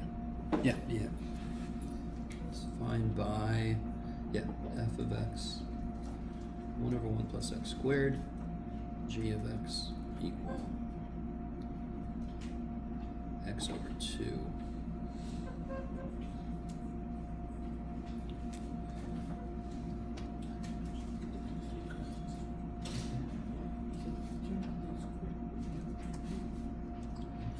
Around the y-axis. All right, so guys, I have a region defined by these two functions, and I want to rotate it around the y-axis. Find its volume. You said them equal to each other? Yeah, why would I do that? Need to find the region. Yeah, to find how the region is defined. Yes. Okay. Before we do that, what would it take to be able to do disks? I would need integral d what? Let me Or see. dy. dy, because I'm rotating around the y-axis, yes? So if it's the y-axis or parallel to the y-axis, disks needs dy. You can find dy. Let me let you in on something. When I was first taught this, I hated it because it was taught what I consider poorly. Now that I understand what it's trying to do, it's beautiful. It's almost silly how we can capture a three-dimensional object with one variable. That's what our integral ends up. It's an integral of one variable, but it's capturing the volume of a three-dimensional object. That's so neat to me. So if they would have just said, we identify disks by moving along the axis of rotation, so that's why if we're rotating around the y-axis, disks need dy. Because how do I find a disk? By moving along the y-axis. A step along the y-axis is dy. Why is that a bad option for me in this problem? What would that involve me doing? Okay. Function choice x. Yeah, and this one's easy to solve for x. This one, not so good. No. So I'm not going to do disks. Do you guys understand what I'm saying? So Yeah. what I didn't understand when I was first taught this stuff is I sort of was like, I'll just guess and hope.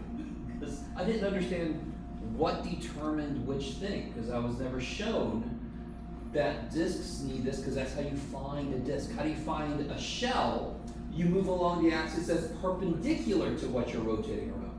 Because you're going to actually take the thing and you're going to rotate it around the whole axis. So you want it to sit like it, so it's got to be perpendicular to this one. That's why when this needs dy, shells needs dx. Yes. Stupid question. Beautiful. Wouldn't you be able to add up the fractions and multiply them both by like the denominator of each side for you to be able to solve for x? Wouldn't you be able to solve for x that way? Y equals this. 1 plus x squared equals whatever y. Subtract 1, take a square root. Taking the square root is where things get gross. It's going to be plus or minus that, which could mean I need more than one integral to do it then. And also, I'm going to have an integral with a radical in it, potentially, that won't be easy to handle. Okay. So I want to do shells here.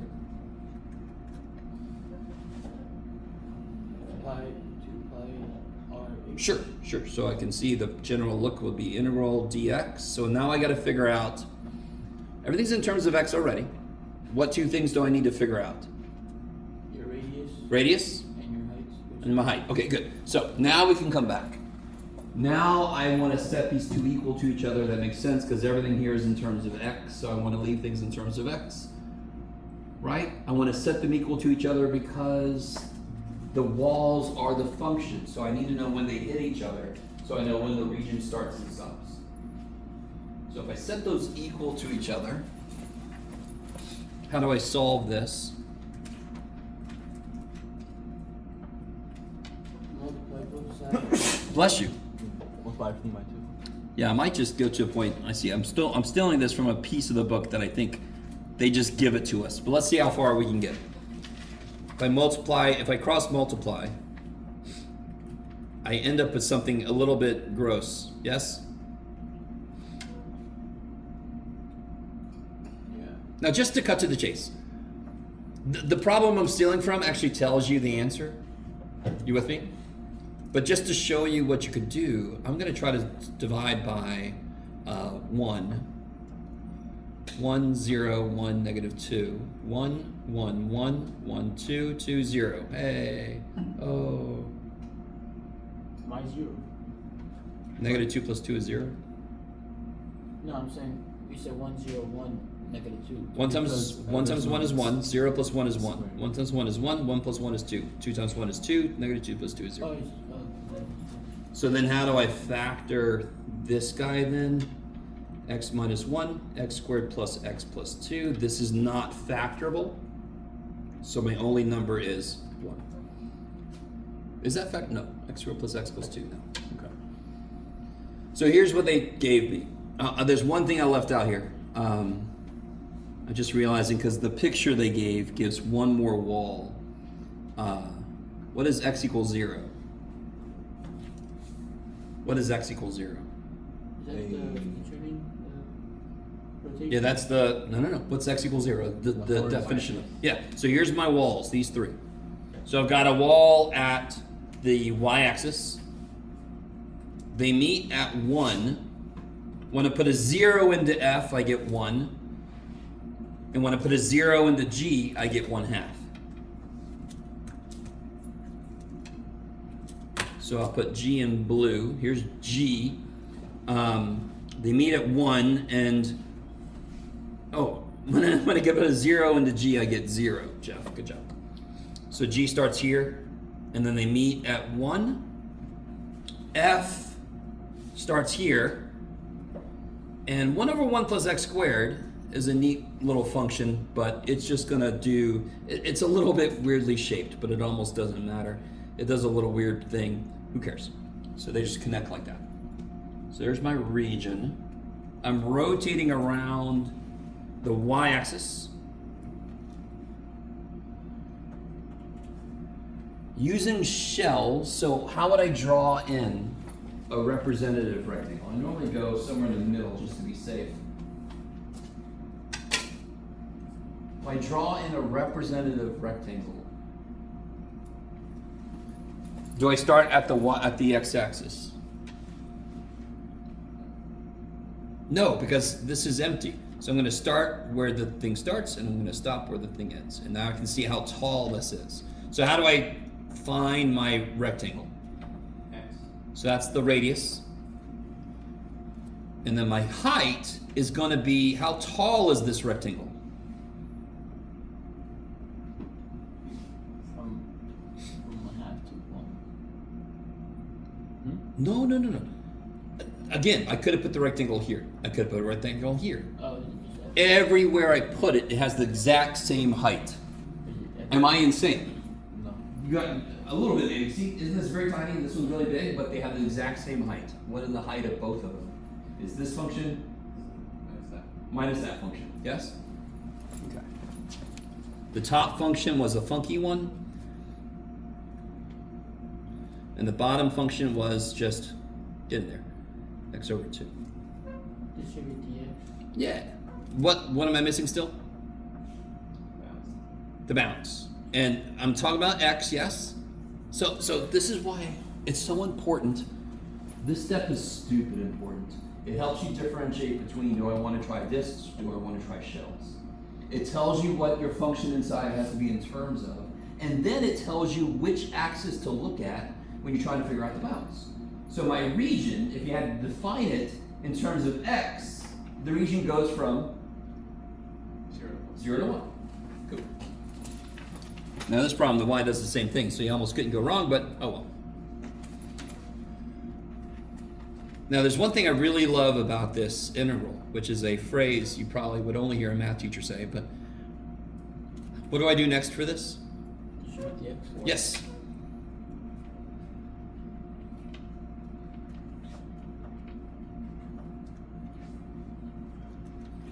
Half of this integral is silly, and the other half is not so silly. Do you guys see what would I have to use on this first piece? Natural log. It's probably going to come out to be natural log, but I'm not going to use it. I'm going to use u sub to uncover the natural log behavior. Yes. What can I do with this guy? Just integrate. Yes. So what makes the most sense here is to split the integral up, because I have each half needs a different attack. So I can, any damn time I want to in the entire universe, I could split it integral up across minus and addition. And I want to do that here because this piece needs u sub. And this piece I can just do directly. So if I do this piece, what's the integral of x squared? By the way, can I just do this? Don't the 2's cancel? You guys with me? So what is the integral of x squared? Oh, X to the third X to the over third. From 0 to 1. Okay, now how do I do this guy? This So- one's u sub, right? Yep. U would be U 1 would- plus x squared. Du would be x, 2x. 2x. Does anyone notice something interesting about what I need here?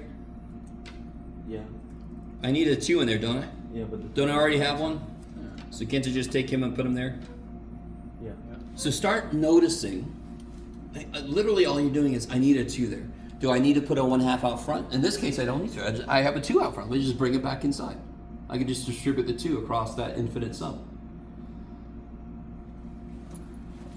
So now I get pi times the integral. If you're Raman, you could put a du up here.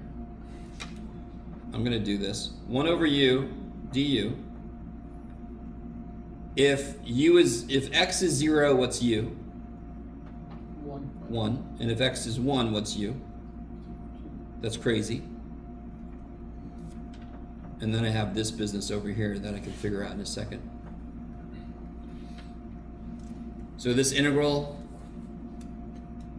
is, of course, Natural. so I get pi natural log of u from 1 to 2. Normally I put absolute value, but my inputs are both positive, so I'm good. Minus pi x cubed over 3 from 0 to 1. And now I just gotta, and now I just gotta plug stuff in. So the u is asking for x, so you replace it with the x. Sorry? For the u, you replace it with the x. No. I changed the limits, so I don't have to bring the x back. If I brought the x back, I'd have to put these back to 0 to 1. So you see Real. that? Go ahead, sorry. So you see that like that?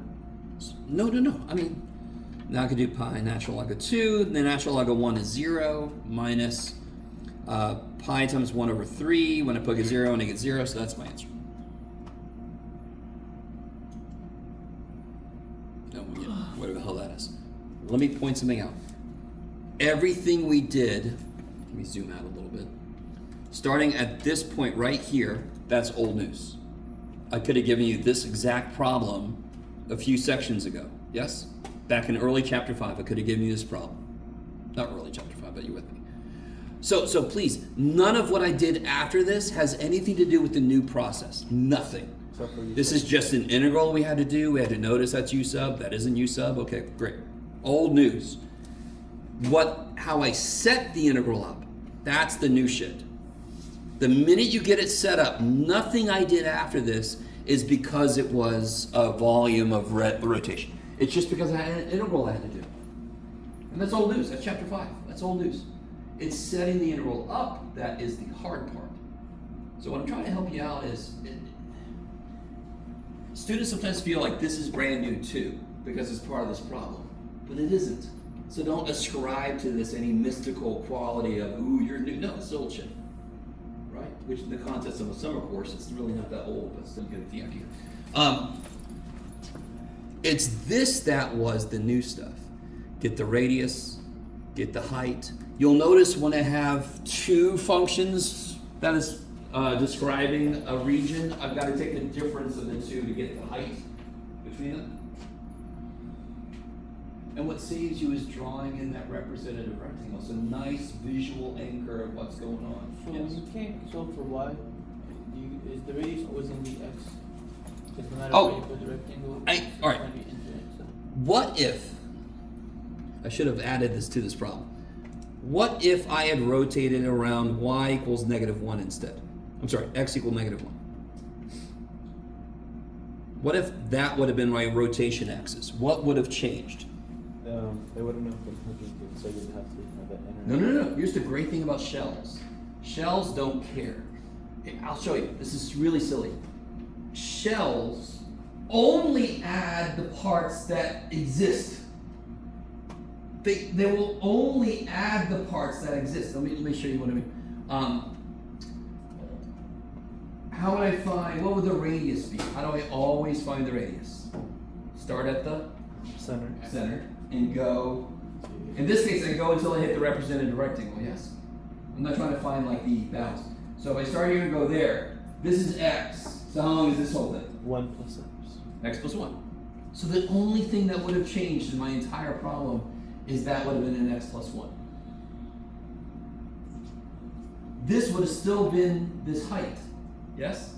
What would the x's go from to? Still 0 to 1. You guys see that? That's the great thing about shells. Do you see, this is the empty space? Do I include the empty space? No, I just start at 0, don't I? Why do I start at 0? Because that's where my region is. So shells will never have like two shells you have to subtract like discs do. Because discs are dumb. They just count everything until they hit the function. So they count all this empty space. And then you gotta go, oh shit, let me subtract the empty space off. Shells just go, no, I'm gonna start at freaking 0, man. Why would I start with this shit? Discs would say from here to there, yes? So they count everything from this to the. Shells don't. Shells go, no. Why would I do that? Let me just start at 0. Let me just start at 0. I'm not going to count that empty space. So the only thing that would change if my axis of rotation was offset is that would change. In this case, it would become x plus 1. Then the integral would have been worse. I would have to distribute, but do you guys get the idea? Okay, so when I have a different axis of rotation for disks, that changes my radii. When I have a different axis of rotation for shells, it does the same thing. It changes my radius, but the nice thing is it only shows up once, and the bounds don't allow me to count the extra space. So it doesn't matter if it's not hugging the axis for shells. Okay. So that's why there's disks, washers, shells. Disks and washers are both disks. Washers is just two disks. Yes? And then there's only one shells option because it's cool. It handles its own empty space. It doesn't need help. Okay, maybe. Potentially. Everybody's favorite. Okay. So, now I'm going to open it wide open. Whatever you guys want to focus on, we can talk about practice test problems. We can talk about quiz problems. We can talk about homework problems. You can ask me to make up a problem, and we can all hope to God I can do that.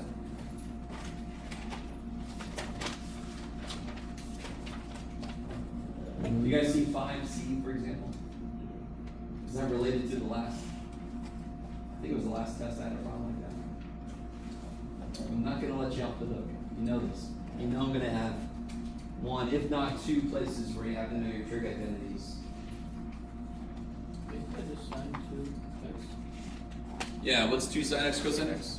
Sine 2x. Sine 2x, what's sine 2x minus sine 2x? 0. See? So if you know your trig identities, that's silly. Yeah.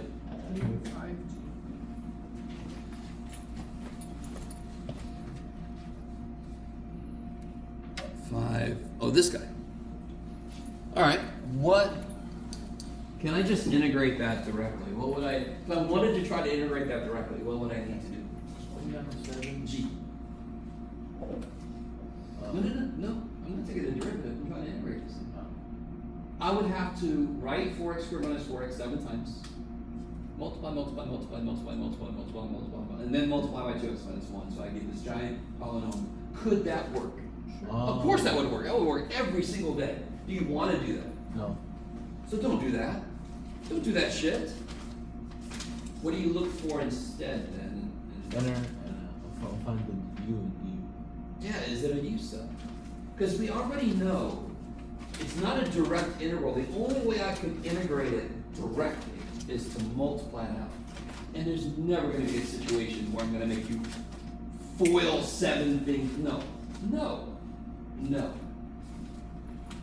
So what would I let u equal here? What's the part that's kind of stuck somewhere? Yeah.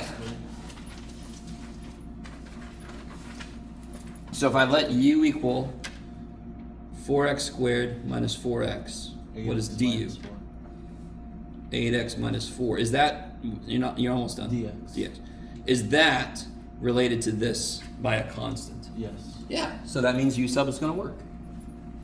If that was 2x minus 3, then you come up and say, I think you made a typo, Jeff. Please tell me you made a typo. Because otherwise you have to do, like I said, multiply it out. So then you put the 4 outside. Well, I mean, You put, not a 4 outside. You put 1 You need a outside. 4 inside, so what do you put on the outside? 1/4. 1/4. To balance it. And then it would Yes? be u to the 7th du. du. Oh my god. So it'd be 1/4 integral u to the 7th du. Easy. And then since it's asking for I have a piece that's inside of a function, and I have a piece that could be its derivative. I think u sub. So if it's not like integral of secant squared 5x, So then, that I can do directly, yes? If it's not something like where I'm like, well, that's just the reverse of a derivative. I rule out if it's u sub, and if u sub doesn't work, then maybe it's simplification. So if that was a squared, and it wasn't u sub, then you can multiply that out. It's not that much. You'd have to simplify first. You guys see what I'm saying? Yes. so it would be 1/4 integral. Yeah, so what would this look like? So what do I need here? I need another factor of 4. So I'm going to put a 1/4 out front. So this becomes 1/4 integral u to the 7th u to the 7th times du. du. And that is an easy integral. And now Stuff to the 7th derivative of stuff. Stuff to the 7th derivative of stuff. They're the exact same integral. now Hmm? now Now you integrate. What's u to the 7th integral? U to the u to the 8th divided by 8. 8.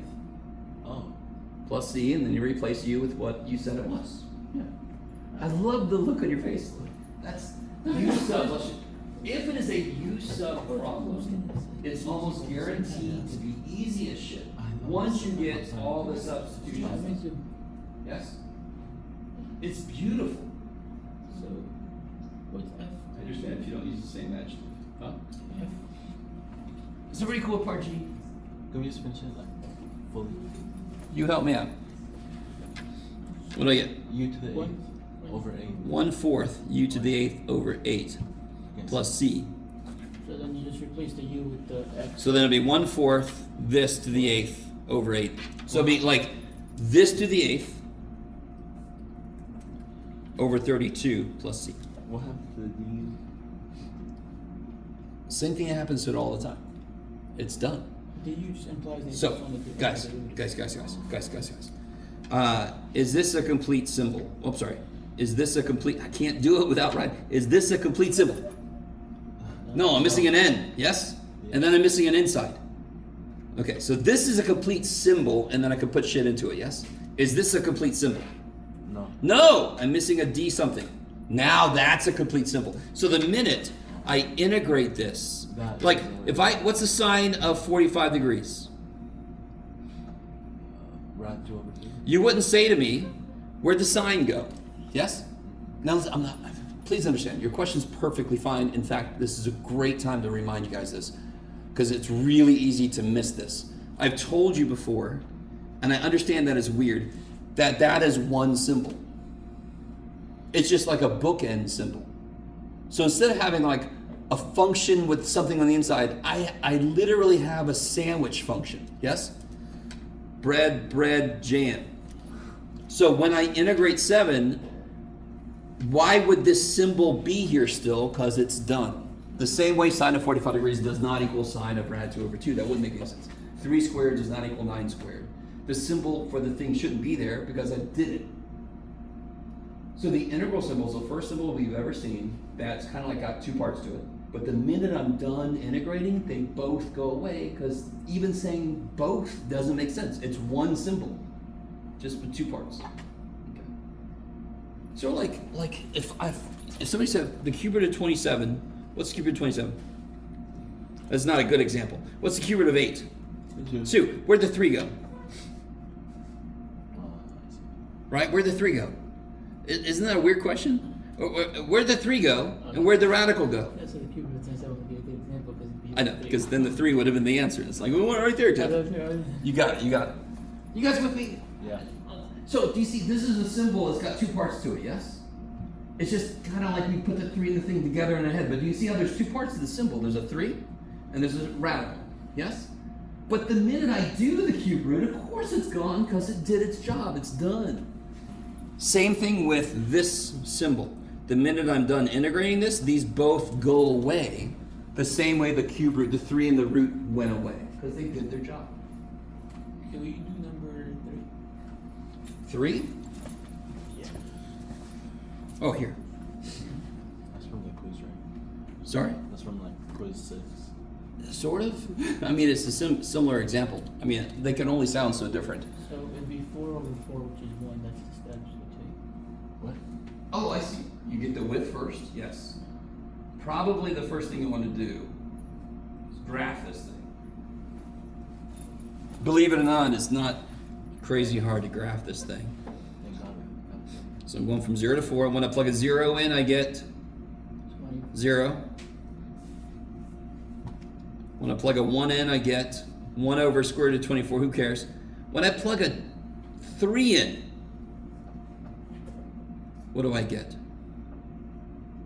25 minus. You can get it. Yeah, 25 minus 9 is 16. Square root of 16 is 4. So I get 3/4. So when I plug a 3 in, I get 3/4. When I plug a 4 in, 25 minus 16. 9. So I get 4/3. Right? When I plug a 2 in, I got 2 over square root of 21. Who the shit knows what that is? I think it's a little more than a half. So it kind of goes, it's probably not exactly this, but that's plenty good enough for us. Okay. I just need a visual kind of anchor. So if I use left endpoints, why is that going to be a little weird? How tall is the first rectangle going to be then? 0. 0. Good. So I think some of us still don't quite get how to do this. Left endpoint. So the next rectangle is going to, and by the way, I did skip over, like you said, the width is 1. Next rectangle, its height is going to be determined by the output at the left side of it. Next rectangle, height of the left side of it. Next rectangle, height of the left side of it. There you go. What you meant by left angle? That's the left endpoint. How tall is a rectangle? It's how tall the left side gets to the function. Yes? What would the right endpoint look like? So is this an under or over? This is under. Under. Right endpoint would say the right side of the rectangle determines how tall the function is. And that's obviously going to be over. So when I average the two, I should get decently close. There's only 4 rectangles, so it's still going to be a little ways away, but not that. It's going to be pretty close for just 4 freaking rectangles. Would averaging it give you the same as the midpoint, or would the midpoint? No. Close, but not really, because you can imagine if I had a function that did this, the left and the right endpoints could actually come out the same, and the midpoints would be that little bump. So it completely depends on how curvy and how quick it turns the original function. Does it make sense? For most nice functions, the midpoint and the average of the two are very similar, but it really depends on how quickly the function's kind of changing. So Yes. left endpoints we're going from 1 to 3. Well, from 0 to 3. 0 to 3. And then the right endpoints are 1 to 4. Yeah. Those are the values you're going to plug in. For the Those are left- the inputs you're going to plug For in. the left endpoint, you use the first, but you don't use the last for the right endpoint. You Yeah, use the last yeah. endpoint. Is that right? So now it's just a bunch of like plugging shit in And- your calculator, add them up. Part C. The width is 1, that's silly. and- Yeah, so the area is just going to be 1 times the sum of the function values. So And part C would be, do you subtract A to B? no, just average them. How do you average two numbers? Divide them by 2? Add them, divide by 2. Yep, that's it. Yeah. Yeah. So the average, since that one's an over and one's an under, the average should come out decently close. And listen, if that's too early to stop, tell me to keep going. But normally that's the places where people get stuck. But now, for example, the left endpoints will be the width times the height. Wait, And one thing you always want to do is 4 rectangles, 1, 2, 3, 4, because it's so easy to kind of like keep going because you get in a pattern. But you always, if you have 4 rectangles, you better have 4 heights. You better not have more than that. Can we do number 7? Is everybody cool with number 3 before I go from there? Okay. If I were you, if I were in this class, I might find that just do it first, wherever the hell it is, because it's very recipe-ish and very just how you just put a bunch of shit in your calculator. Yes. So it's kind of a nice thing to get done and out the way. There's going to be extra credit. Which? on Sorry. Number 7. 7. What was your question though? There's going to be extra credit though, right? Hell yeah. You know I give bonus points. What do you guys? Has anyone tried number 7 out yet? Okay. Read through number 7 and see if you can't figure out how to set up part A.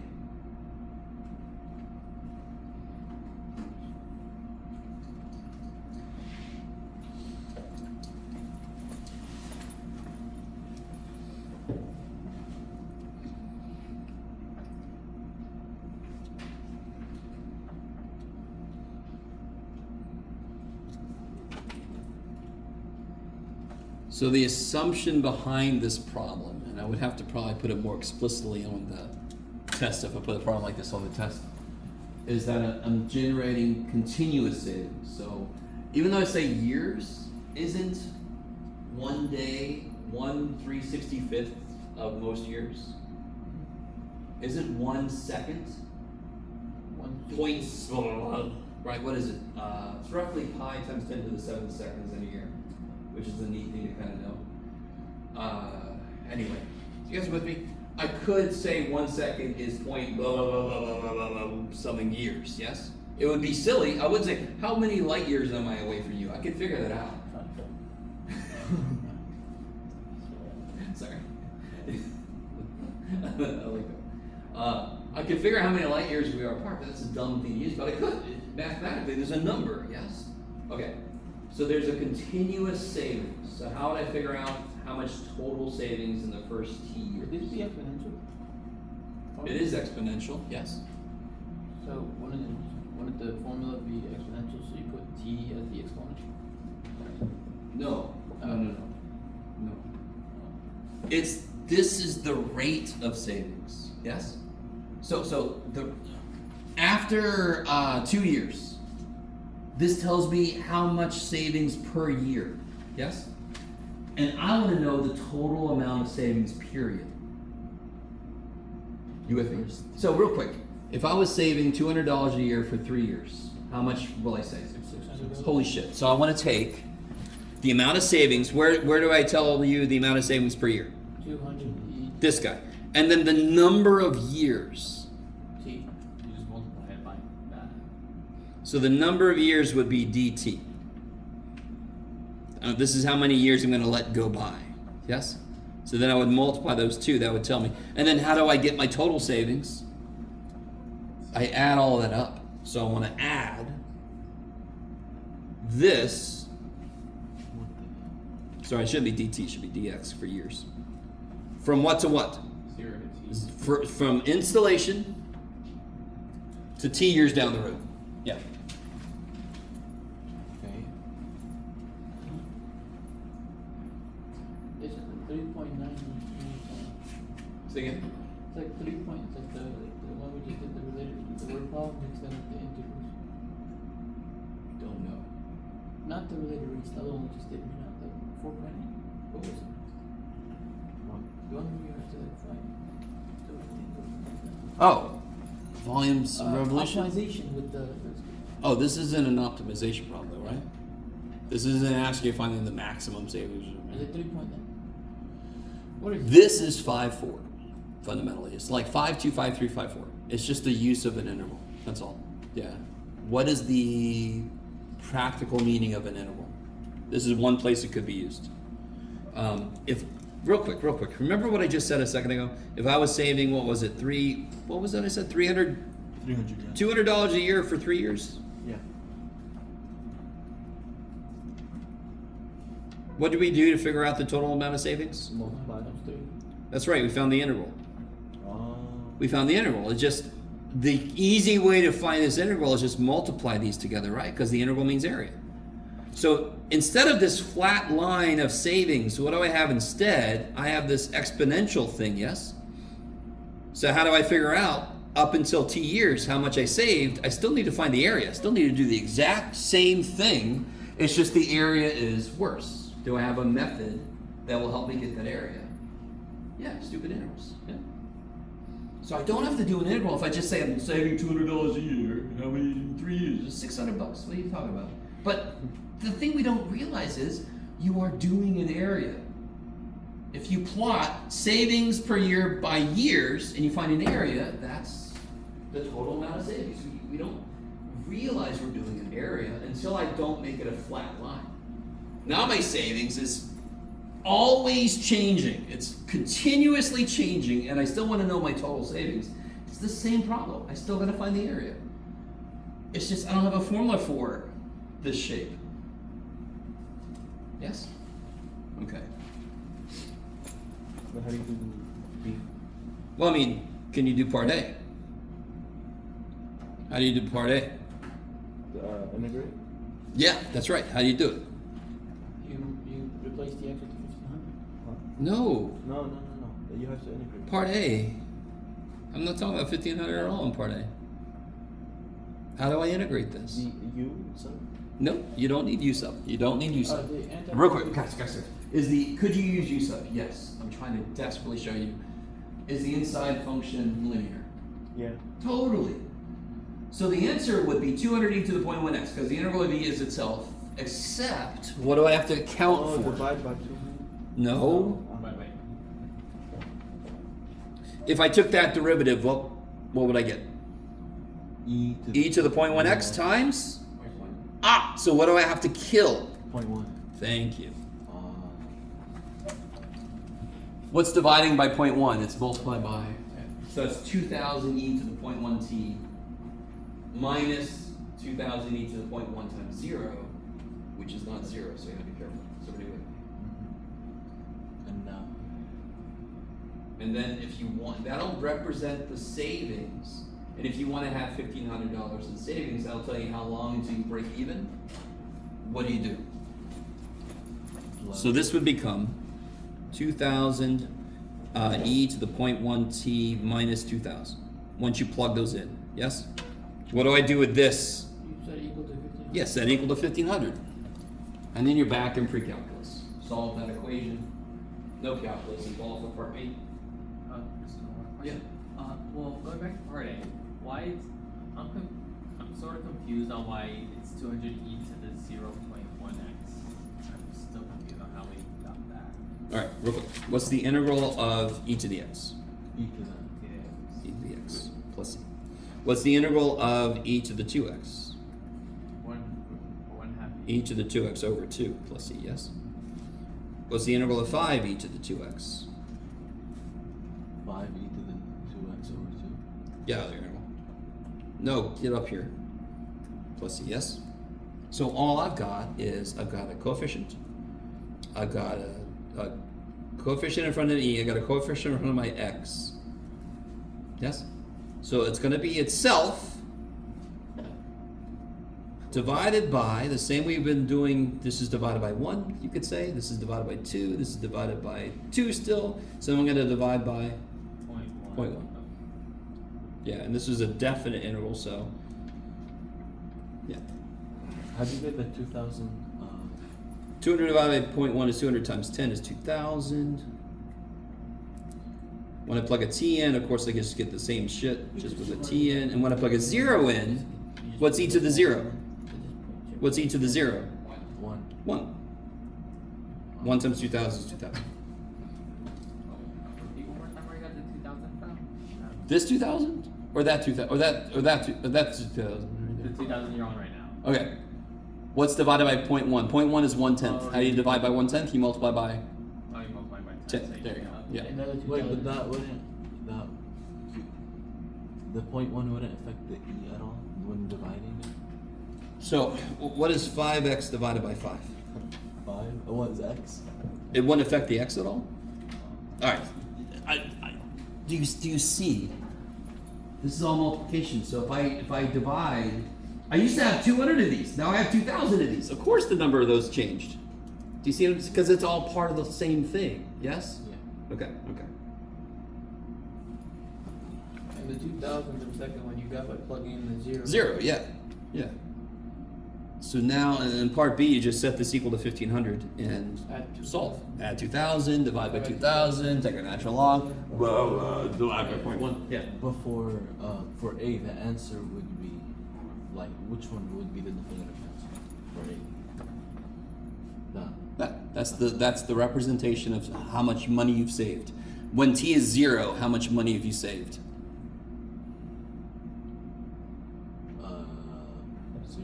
0. 0. Of course, yeah. Right? The minute you installed it, you haven't saved anything yet. You gotta let time go by. And then you're like, well, how much time do I have to go by? So I've saved the amount of money it cost.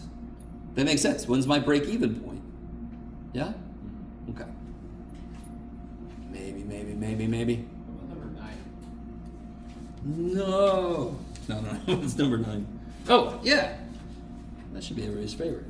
What's wrong with the way that is? Is it in the right form to do its derivative? What is wrong about the form it's in? The balance are small. Yes. So how do I balance? How do I swap Negative. them back? Yes.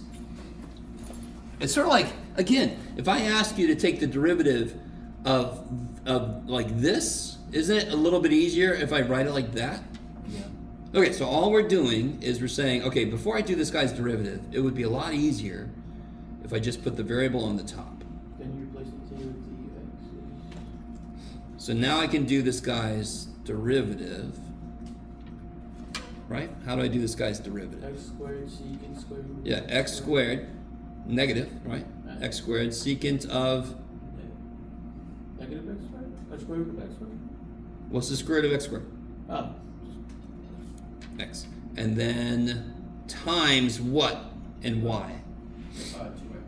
Times the derivative of the inside function, because that is chain rule. Chain rule says anytime the inside is more than just x, you better multiply by the derivative of it. Wait. Yeah. Wait. Come back. What just happened? Hold on. Did this thing print out correctly?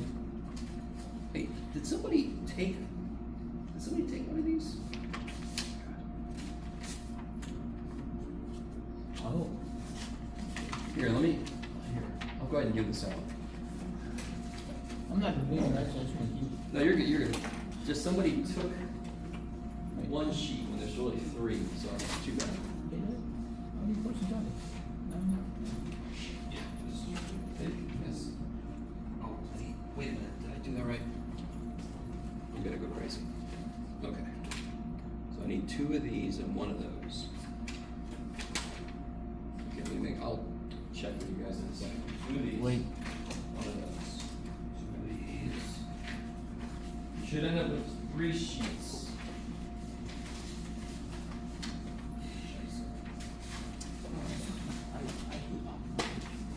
So it's gonna be optimization. Actually, Oh my god. it's okay.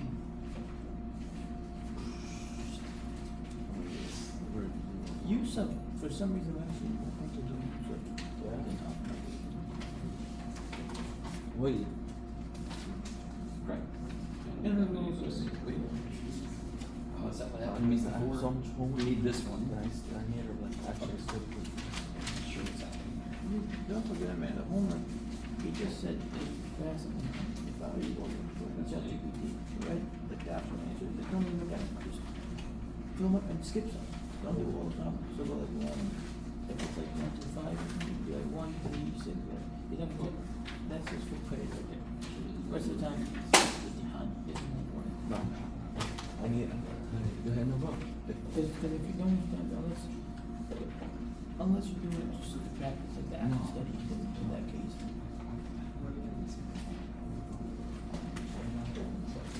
Yeah, let's do that, but skip some, just save you some time.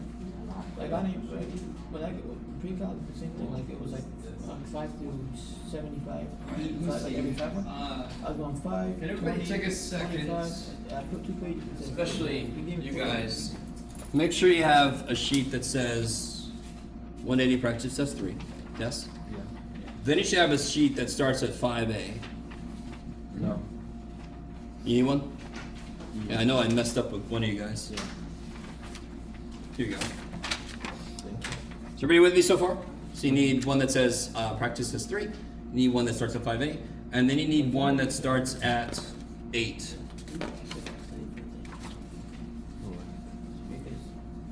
So make sure you got all of those, right? Practice test 3, 5A, 8A. You have those, you got all 3 sheets. That's fine, I'm sure we have. Yeah. Yes. Can you go back to the one that you just did? I have a question on. Yeah. How many problems of optimization is there again? Just one? 7. No, I don't know. Probably 1, yes. So, the inside of secant is rad P. Totally. Okay, and then can you like do it again? Now, to really, I would accept this.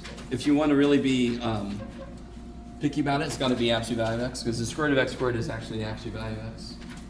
Oh, because you plug in x Or you squared. just leave it square root of x squared and when You you plug really in take points on it. x squared into rad. Yeah. And then that cancels out. How do you take the derivative of the definite interval? You plug in the variable part. And then the 2x comes along because of Chain. chain rule. Inside is x squared, so you got to multiply by its derivative. Yeah. Guys, here, real quick. What's just the basic thing about f-talk 1? What is the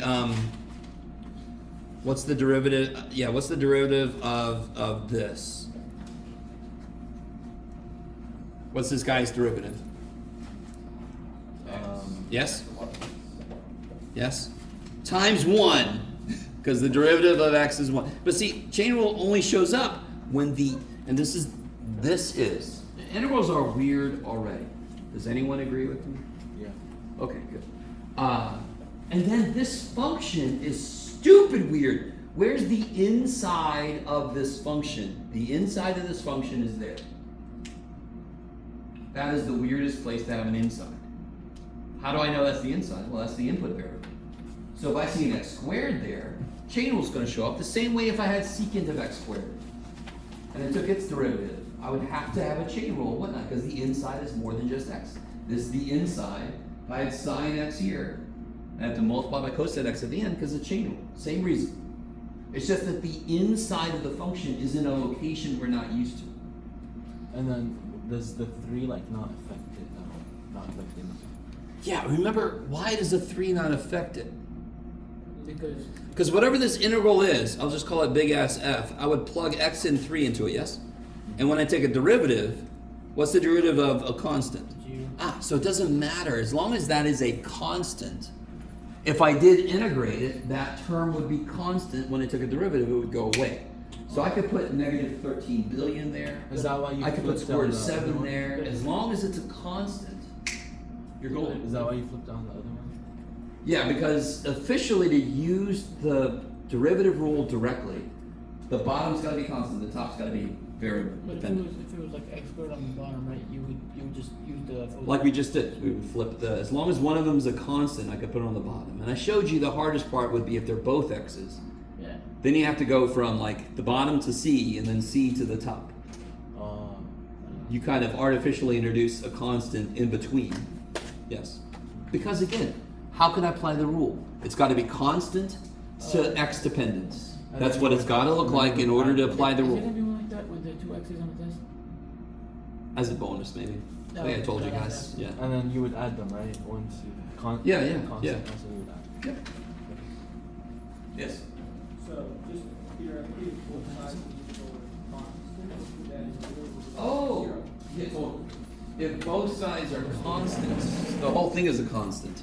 That'd be an interesting trick question. Like, if I said integrate, differentiate this thing. It'd be 0. Oh, I like this problem. Yeah, the derivative of this would be 0 What, so your answer would just be because whatever this is, it's a constant. There's no x. Yes. Jeff, you said this was good, right? Sorry. You said this was good, right? If that's what you showed me, Yeah, that's then what showed you. you put the limit there. Yeah. Yeah. See you tomorrow. Bye. See you guys.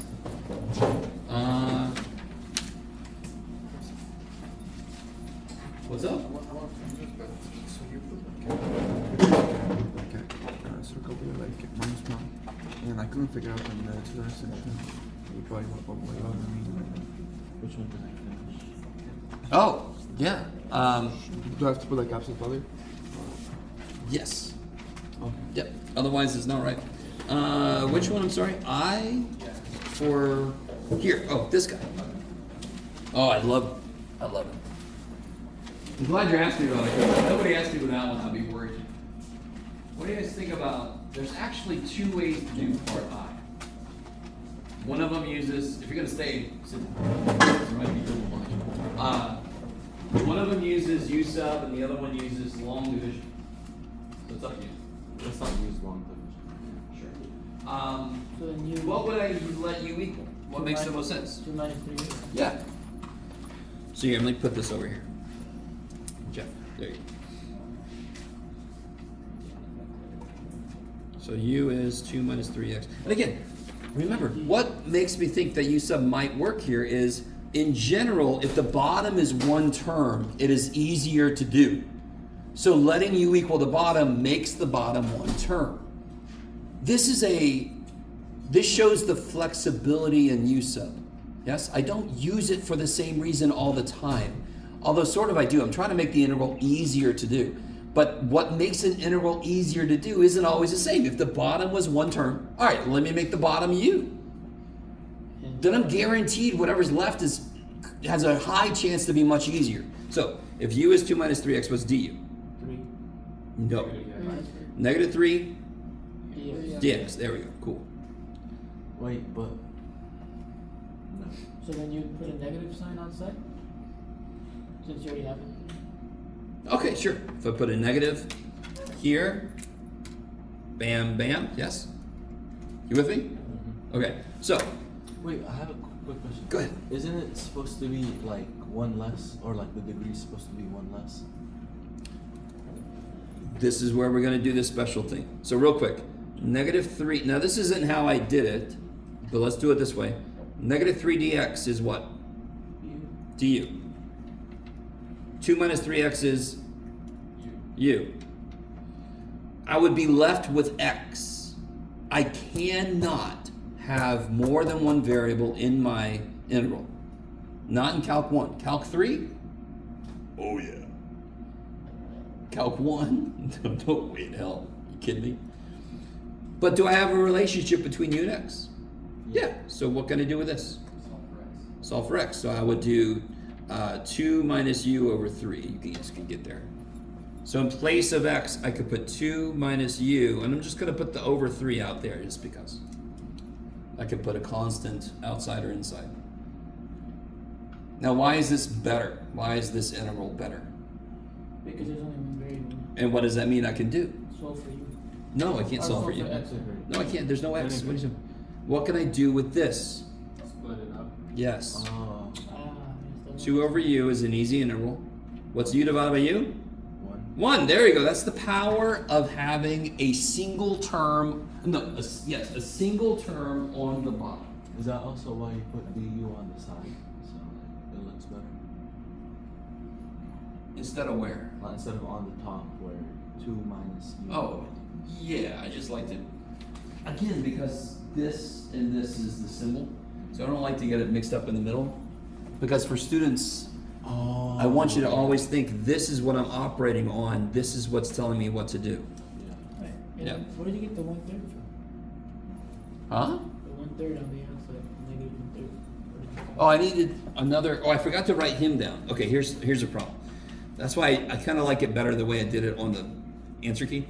I had a 1/3 here from earlier, yes, or did I? No, wait.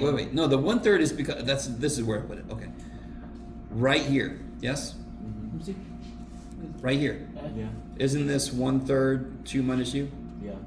So I put a 2 minus u inside and a 1/3 on the outside because I can put constant multipliers on the outside if I want to.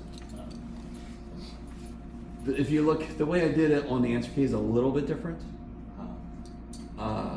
Usually. I solved this for 3x, and then I put a 1/3 out to make the 3 that this guy needed. So I didn't let this happen, basically.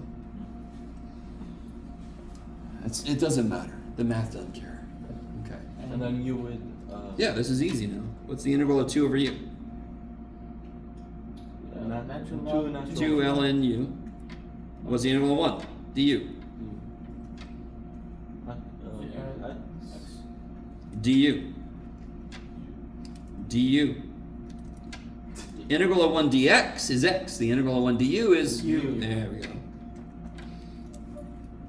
And then I could replace u with 2 minus 3x, yes? Okay.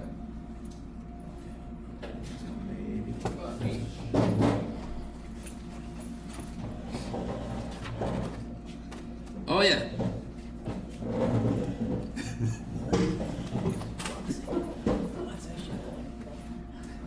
Alright, now to me, H has a classic shape to it. You start to realize the traditional U sub problem has one piece.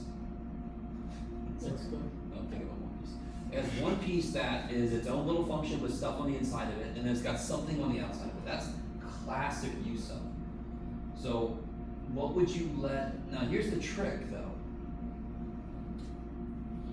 What would you let U equal? 8 to the 3x minus 6x. Good. Not to the 4th. Because I don't have it to the 3rd out here, do I? So, do you guys see how I could rewrite just this piece? How could I rewrite just this piece? It would be e to the 3x minus 6x to the 4 over 5. 4/5. Good. So e to the 3x minus 6x is inside of a 4/5 power. So I would let u equal it. And then du is just a constant multiple of this guy, which means u sub works. Oh, and then it would be just the Now, the more interesting question is, what if I put a 3 there? Don't do that. Well, we couldn't do it in count 1. So do it. Huh? So do it. No. No. I'll put it as a bonus. and I'll say, Raman, this is not bonus. You have us do this problem. So if I let u equal this, what's du? E to the 3x. Times chain rule, yes, Yeah, chain rule. Times 3. 3 e to the 3x minus, 6.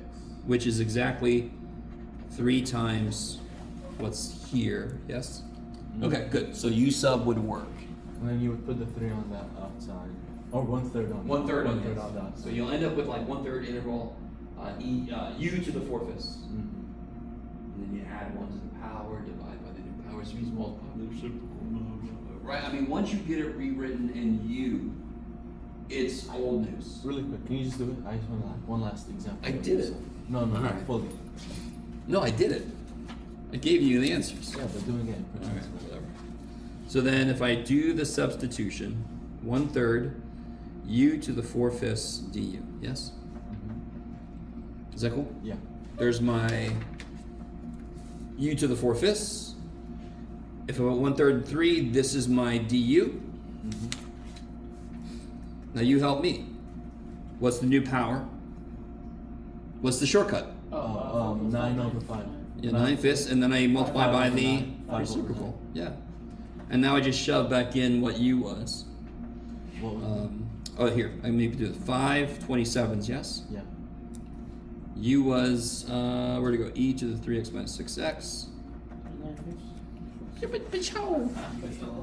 What happened from the first step to the second step? Huh? Like, going from like the down to the second. How do you integrate anything that looks like this? The power goes Oh, okay, you add. up by 1, and what's the shortcut to add 1 to any fraction? Add the top to the bottom, put it back over the bottom. Would- And then I divide by the new power, which means multiply by its reciprocal. Would Yes? 1/3 not multiply the u at all? Oh, wait, no, because that's one term. Yeah, yeah. Okay. I was gonna say, reference our earlier conversation. So real quick, guys, what would this integral be?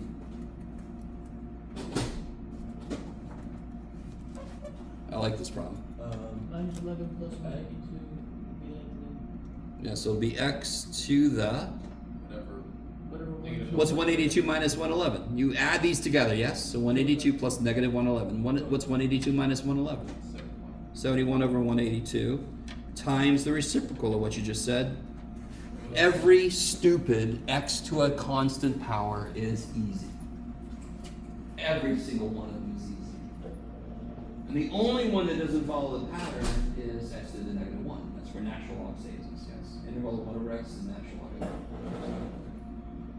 Do you guys see that? I mean, I wish somebody would have shown me that dumb shortcut. I mean, it's a dumb shortcut, but it's beautiful.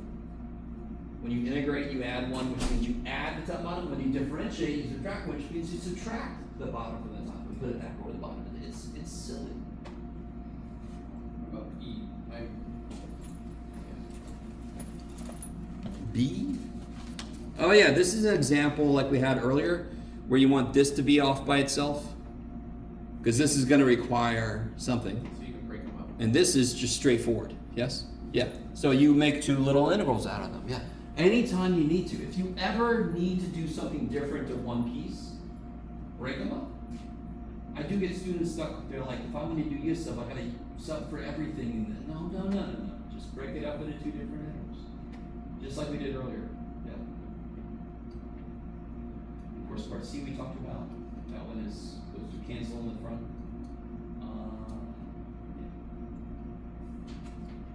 Yeah. Chapter 7 in Calc 2, if you're taking, and even if you're not taking Calc 2, I don't care. But Chapter 7, I have to teach these classes if anybody could be taking Calc 2. Chapter 7 is chock full of trick. It's just a bunch. It's not only a bunch of trick, but it's a decent amount of trick. You gotta know your identities, you gotta know your values. It's crazy. So I'm just trying to keep it alive for you, right? I could teach 180 with very little trick, and people have done that, and then they take it back out too. And they're like, oh, there's something.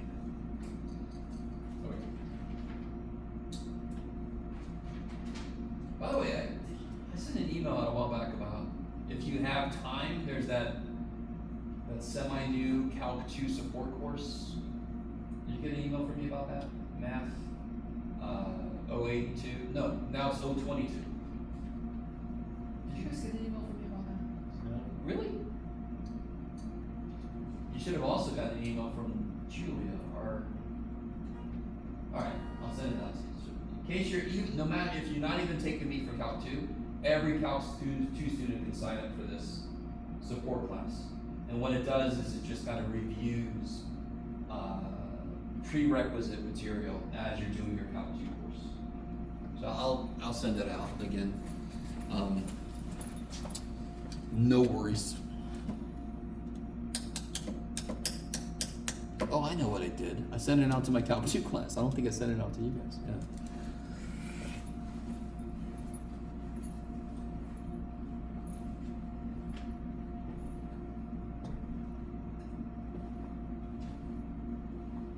How many of you guys are signed up for Calc 2 right now? Anybody? Did you recently sign up for it, or have you been signed up for it for a little while? For a little while now. Okay. Maybe you signed up right after they sent the email out. I'll ask them to send it out again. I just need to make sure it actually needs enough people to run.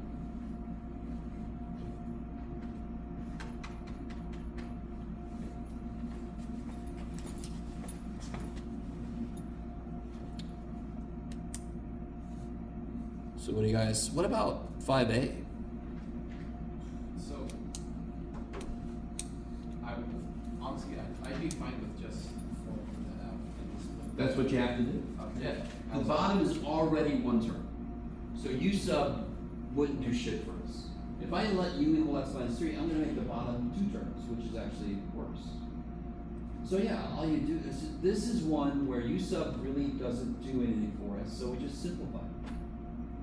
So this is what I mean, there's either like this, which, where's it going? This one right here. That is just a straight up, you just directly integrate. You don't have to do shit except rewrite it in PowerPoint. But you don't have to do shit, simplify, anything, yes? And then there's this, which is you simplify and then you integrate. And then there's this, you can't simplify and you can't integrate that directly, that's U sub. So there's kind of 3 levels to integration that we understand. Direct integration, simplify and then direct integration, U sub. When you get to Calc 2, your first test will have 1, 2, 3, 4, am I missing one? 4, 5, 6 different integration techniques. And part of what you're going to be tested on is, do you know when to use which one? Not to freak you out, just to let you know. Well, it will freak you out, I'm sorry, it's just the way it is.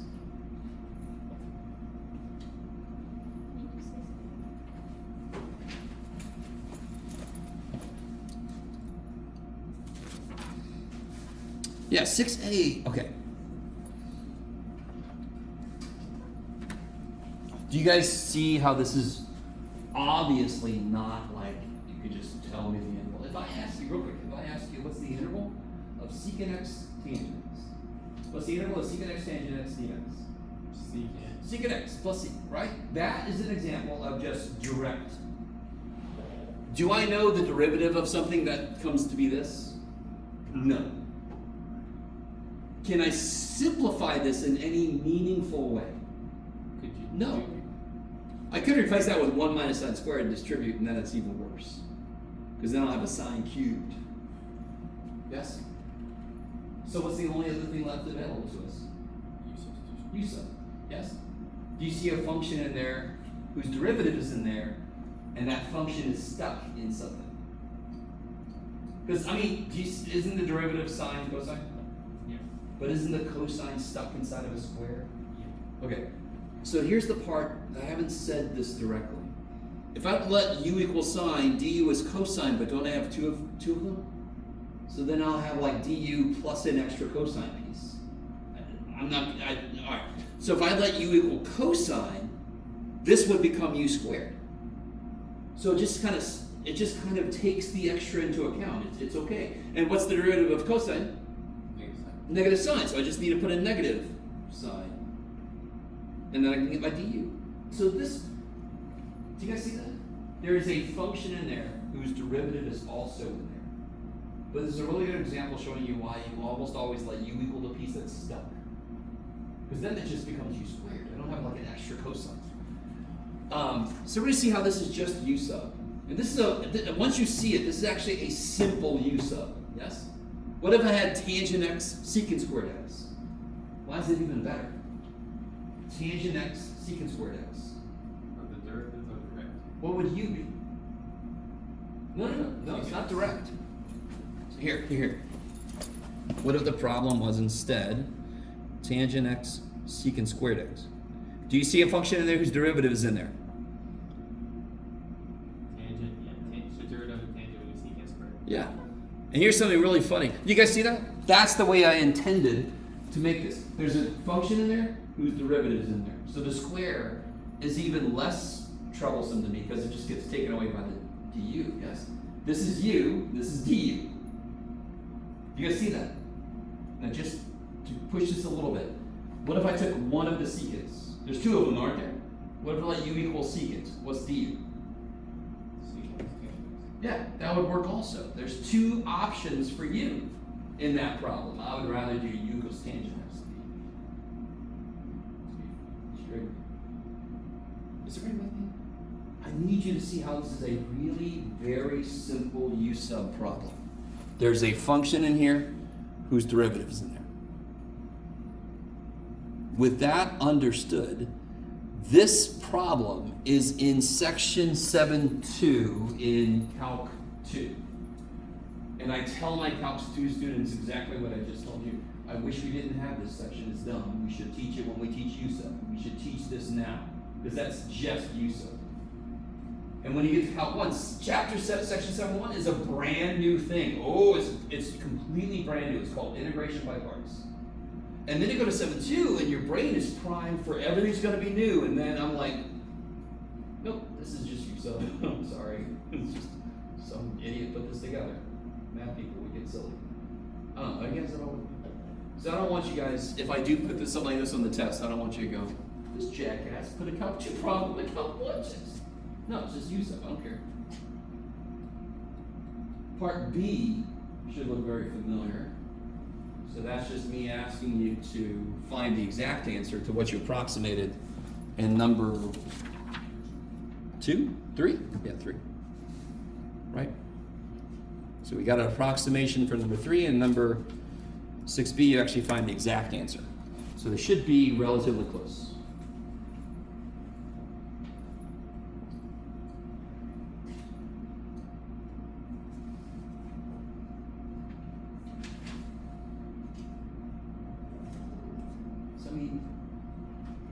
If I am a student in this class and I get the test,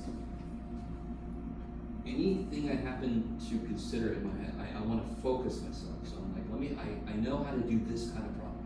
Let me find that problem and do it. Because psychologically, if you do a problem, you get it done, that gives you a little boost, right? It's like doing a bunch of layups before you play basketball and give yourself a little confidence boost. And then you got one already done. So you're not going to miss out on something you can do for sure. You got the confidence boost, yes? That's what I would do, is focus, and then think to yourself, if you want to, you go, I also know how to do this kind of problem. Where's that come from? You find it, and then you can focus, and you know exactly what kind of problem you're looking at, yes? Instead of, number 1, what are you? Let me figure out, you know what I mean? So I always feel bad. I had a friend of mine that she could not do number 2 until number 1 was done. And I swear to God, she drove me crazy. Because I would do exactly what I just said. I'm like, what? Oh, this one makes the most sense to me right now. Let me do that one, and let my brain get into math mode while I do that problem. You know what I mean? That makes the most sense to me. Alright, so as long as you really identify where the problems are, I'm cool if you do them out of order. Yeah? But just tell me which one's which, please.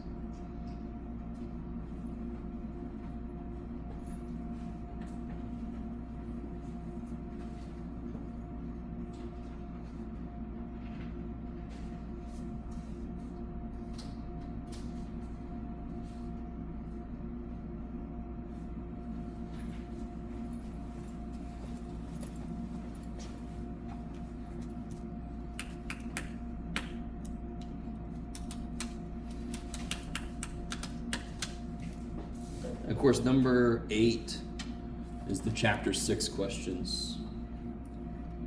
One thing I didn't get to, I don't think I put it down here. Good. I did talk about section 6.5. I'm just now realizing I didn't. So I gotta remember, oh shit. I should send an email out. You don't have to do 6.5 homework by tomorrow because I really haven't told. The dumb thing with 6.5 is, like if I gave you this integral, can you do it? Could you do that integral? All 6.5 says is you divide by 3 minus 1. That's, so what 6.5 is finding the average value of a function. How do you find the average of a bunch of data points? Take all the things. Add them up and then divide by how many there are. Now, it's a little more complicated than what I just said to really explain it, but that's all section 6.5 is, which is dumb. You just integrate like you always did, and then you divide what you get by a number. Yeah, alright. But the reason it works that way is more interesting, so I'll talk a little bit about that on Wednesday. But don't worry about section 6.5 homework for tomorrow. You only have to do, I don't think I even put 6.4 in there, right? 6.4 is not in our curriculum. Is that true? Okay, thank God.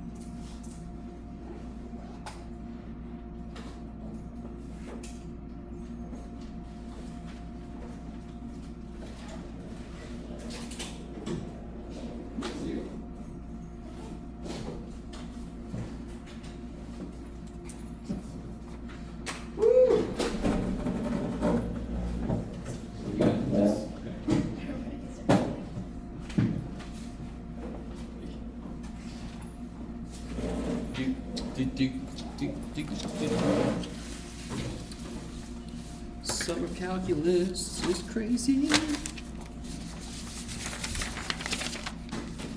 I'm sure this one was, I just didn't write limits, right?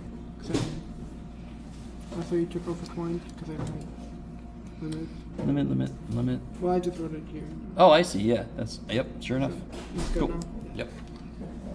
I know I'm so picky.